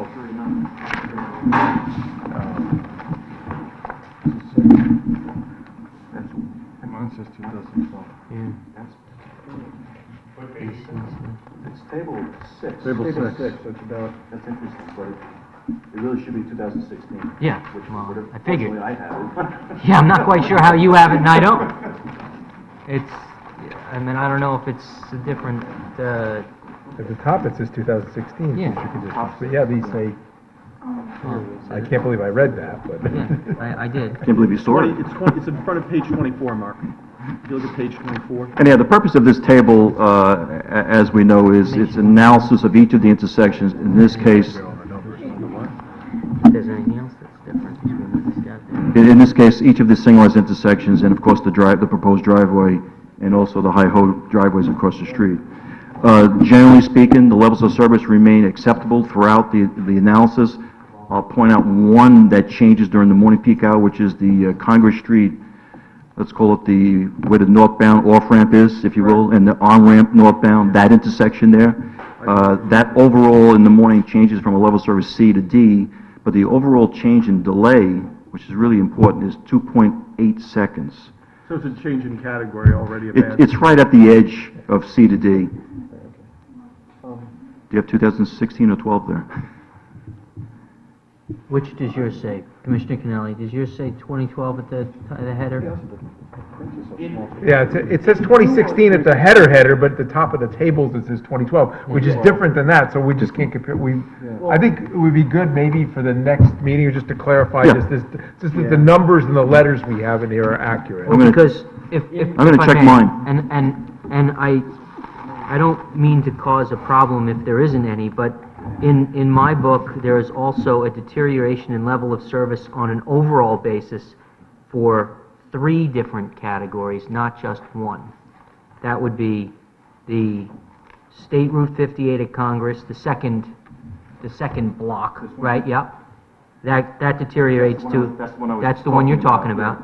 Then on my chart, 2 rows down, the Congress Street North at State Route 15 southbound also has a deterioration in level of service overall from C to, to C to B. That improves? Yeah. It goes from C to B? Yeah, as the level of service goes up, it's Okay. an improvement. And then the bottom column B to C. deteriorates from B to C on an overall basis, right? Yeah, and that's the driveway. That's the access drive at Hi-Ho? Yeah. And keep in mind, I'm looking at a garden center driveway that's not generating any traffic. So is it really fair to say, really no development versus a development and the level of service goes down because we're adding delay? Gotcha. So, Gotcha. so, but But that's the same. The numbers data are that the I same. just The numbers are the talked same. about is the same here. Yeah. Yeah. Just to clarify, It says Hi-Ho. for all the rest of the commissioners here, the revised book that you guys have, traffic study. You gotta use your microphone. In the revised traffic study, the chart you're looking at has 2012 builds. Right. Yep, so is mine actually. In the application that we have, the big Bible here, it is actually correct with the 2016 chart. But I don't think it matters either way because the numbers are the exact same. Yeah, and I can't imagine how that So, happened. But I mean, when you I'll look at check. it, they're literally the same. Yeah. So, Okay, good. But thank you for pointing that out. I have no idea how that happened. I really don't. But in the end, in this table, the purpose of this table for us as traffic engineers and you as a commission is, what is the impact of this development on the roadway system? This interchange as a whole operates as one, if you will, because of the traffic signal coordinated system. We're adding 60 to 80 vehicles. Let's assume all of it goes through the interchange for the moment. It's an interchange that carries thousands of vehicles on an hourly basis. And generally speaking, the levels of service are remaining the same except for that one location from C to D, an increase overall of 2.8 seconds. So from that analysis, I'll talk about the driveway access in a moment. From that analysis, this traffic signal system, the timing plan remains the same. But also keep in mind that the traffic signal system that's out there changes with traffic flow and traffic volume.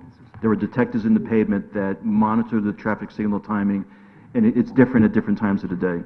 So there's no need for me to make a recommendation to add 3 seconds of green to accommodate 60 additional vehicles because the system does that. And that's the beauty of a system like this that is, detectors in the pavement, which is now becoming video detection overhead because it's more reliable. We've looked at accidents. Can I just ask you quickly about that, Mr. Chairman? Thank you. I was noticing when I went through the accident experience descriptions, it seems about between 1/4 and 1/3 of every set of accident data ends up with a personal, resulted in personal injury. Some type of injury. Yeah, I mean, like in my neighborhood, like one accident in my, is like a big deal in a year, and usually it's, fender benders, because it's in a residential neighborhood. One out of, between 1 out of 4 and 1 out of 3 for personal injury, is that, that's one of the things I'm concerned about is also intensity of traffic. You have people who want to get on the merit, you have people who want to get off and get right to the doctor's office. Can you talk about this? When you look at it, you go around the county and the state doing this kind of work, it would seem that level of intensity in terms of the accidents, a quarter to a third, would seem somewhat high. Where would that relate to another area that is, at least for now, zoned as a design neighborhood district? Well, I can't provide that On that comparison corner, tonight, but I'm saying for your experience. I look at it from the level of traffic volume, and Right, that sure. interchange in the 4 signalized intersections carries a lot of traffic during the peak hours. Yeah. It's in the thousands of vehicles. My comment would always be one accident is one too many, but we certainly look at type of accident and certainly injuries, roadway conditions. If you look at the accident data, and there are 2 locations that have a number of accidents, which I'll touch on in a second, but if you look at the patterns, there is no set pattern that here's a location that has a lot of accidents. Right. Several years ago, the spot that was showing up was the Merritt Parkway southbound off-ramp. Right. The double left turn. Right. That brings you to right next to the Hi-Ho Hotel, motel, whatever it is. That double left turn off the highway, off the parkway, had a significant number of accidents. Yeah, it's tough stuff. I used to take But it what when I grew up. what the state's been doing, and if you go out there now, you'll see that the state painted the lines before the winter. Right. By painting the lines, that accident number or accident rate has decreased. It's not showing up as a high accident location. What is showing up as I'll call it an accident location, is between that ramp and the traffic signal. I think there were 14 accidents over a 3-year period. Yeah. But if you look at the accident breakdown, there were a couple side swipes because of the left turn. You know what happens when you come off that ramp and you want to get southbound on Black Rock Turnpike? You really need to be in the left lane, and it's not typical, if you will. We're shaking our heads because we know what it is. That's because of the bridge abutments and the width of the pavement there. You really physically can't change it.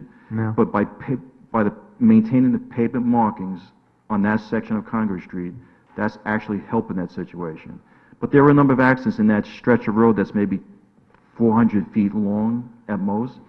The other location that had a number of accidents, I think it was 11 accidents, was at the Congress Street South and the Merritt Parkway northbound on-ramp. Right. And this is a 3-year period, by the way, that I'm talking about. I'm referring to 3 years of accidents. But if you look at that location, they're all different types of accidents. There's no one specific accident. So while they're all important, there's nothing that I can point to that says we need to make a change with the timing of that traffic signal, which is the easiest thing to do. If I could ask you a question about that. It says here regarding the Merritt Parkway northbound on-ramp Congress Street South, the total of 11 reported accidents in the 3-year period. The results of the analysis indicate that 73% of the accidents involved property and 27% resulted in personal injury.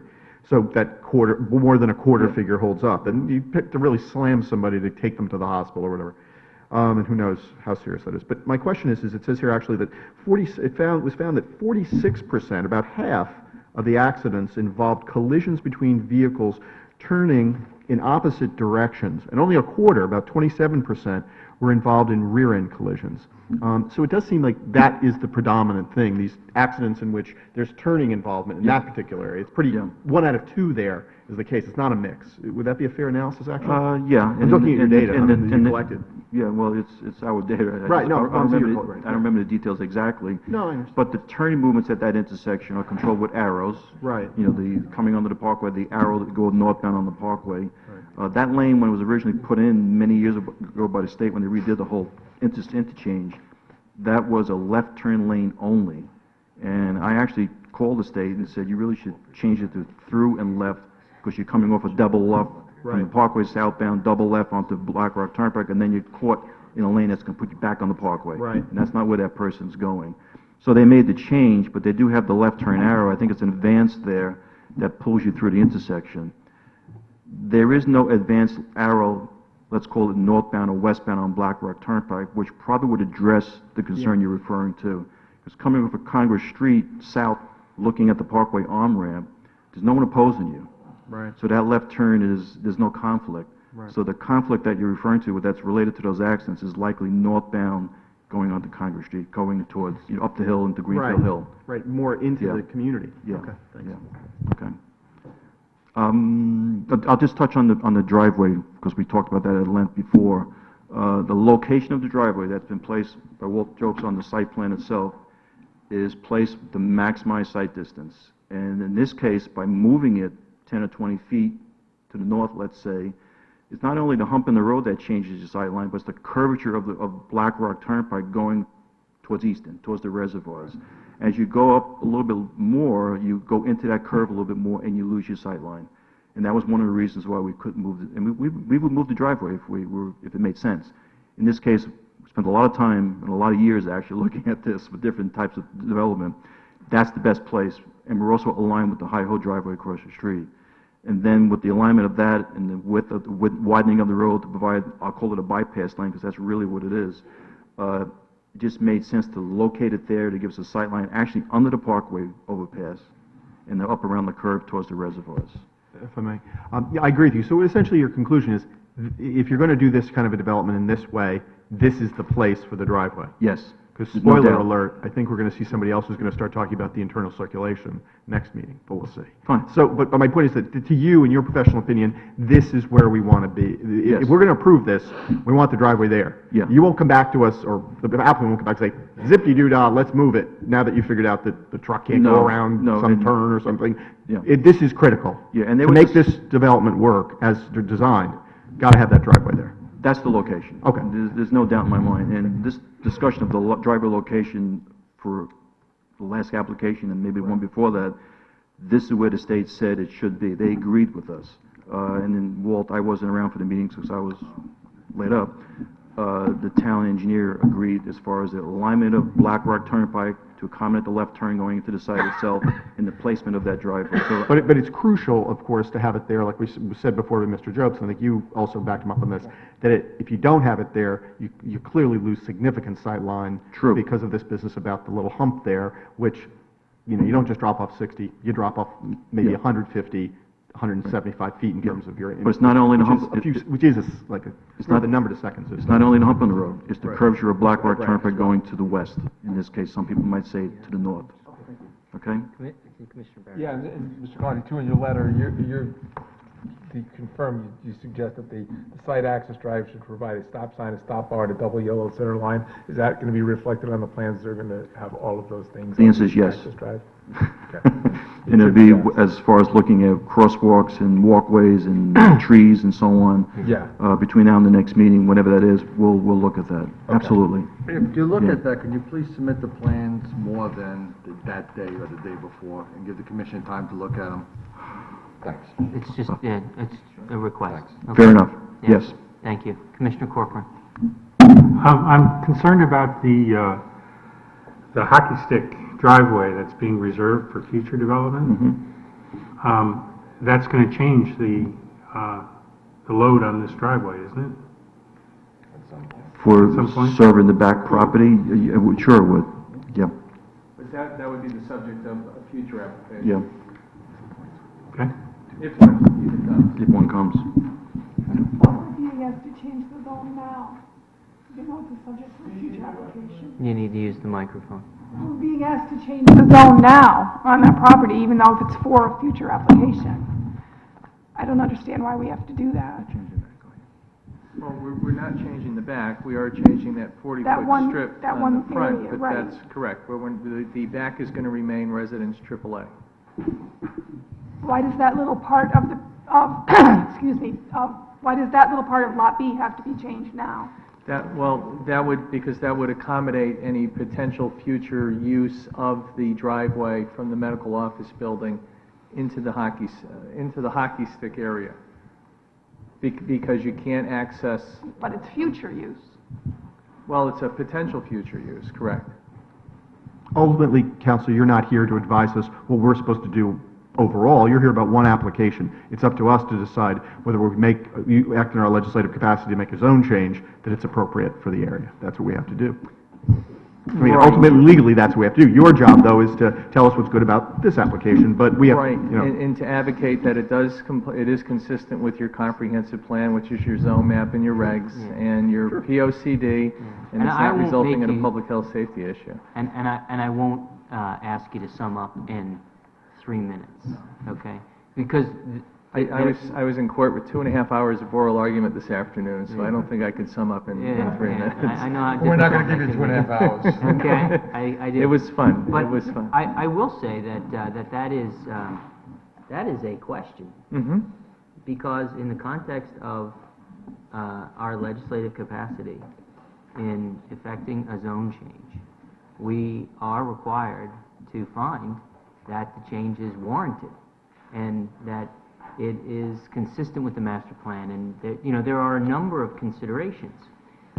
Part of our inquiry is to understand the purpose for which the zone change is being requested. And so, on the one hand, I think we get it, why you would say, well, we're not really sure what it's going to be, we're reserving that for future use, we just want to get it all done in one fell swoop today. But on the other hand, I don't know that we'll be able to make the determinations that we need to unless you tell us why you're asking for it. Our hands are tied in some ways, in that sense, I think. Not fully thinking this through, but I think it's a valid question. One last question for the council before we become a pumpkin here. Councilor, just to give you an opportunity, one of the things we're going to have to consider also, of course, is we're moving to commercial to develop more office space for medical. And it does strike me that it might be worthwhile to have some sense currently what numbers there are in terms of available quality medical space here in the town of Fairfield. One of the things we have to do is we have to decide, is it warranted? What you're describing to us sounds great, but as was mentioned by Mr. Galanti tonight, changing this to commercial doesn't mean it's medical, and if the medical project is being proposed, ultimately it's a medical project, it would be probably good to have some data. So if you want to make that part of your next presentation, In it's up to the you. summation, which was actually going to address the change of zone and the test and need and adverse impacts, we will address those particular issues at the continued hearing. But thank you for pointing it out. Better to hear it now than hear it at the next meeting. No, thank you. And the continued meeting date, just for the record? 2 weeks. 2 weeks. So it would be the 2 weeks 24th. from today, then the 24th is our next regularly scheduled meeting. I'd just like to have that announced for the record. Okay, thank you. Very good. And I'll adjourn the hearing and continue the hearing and adjourn the meeting.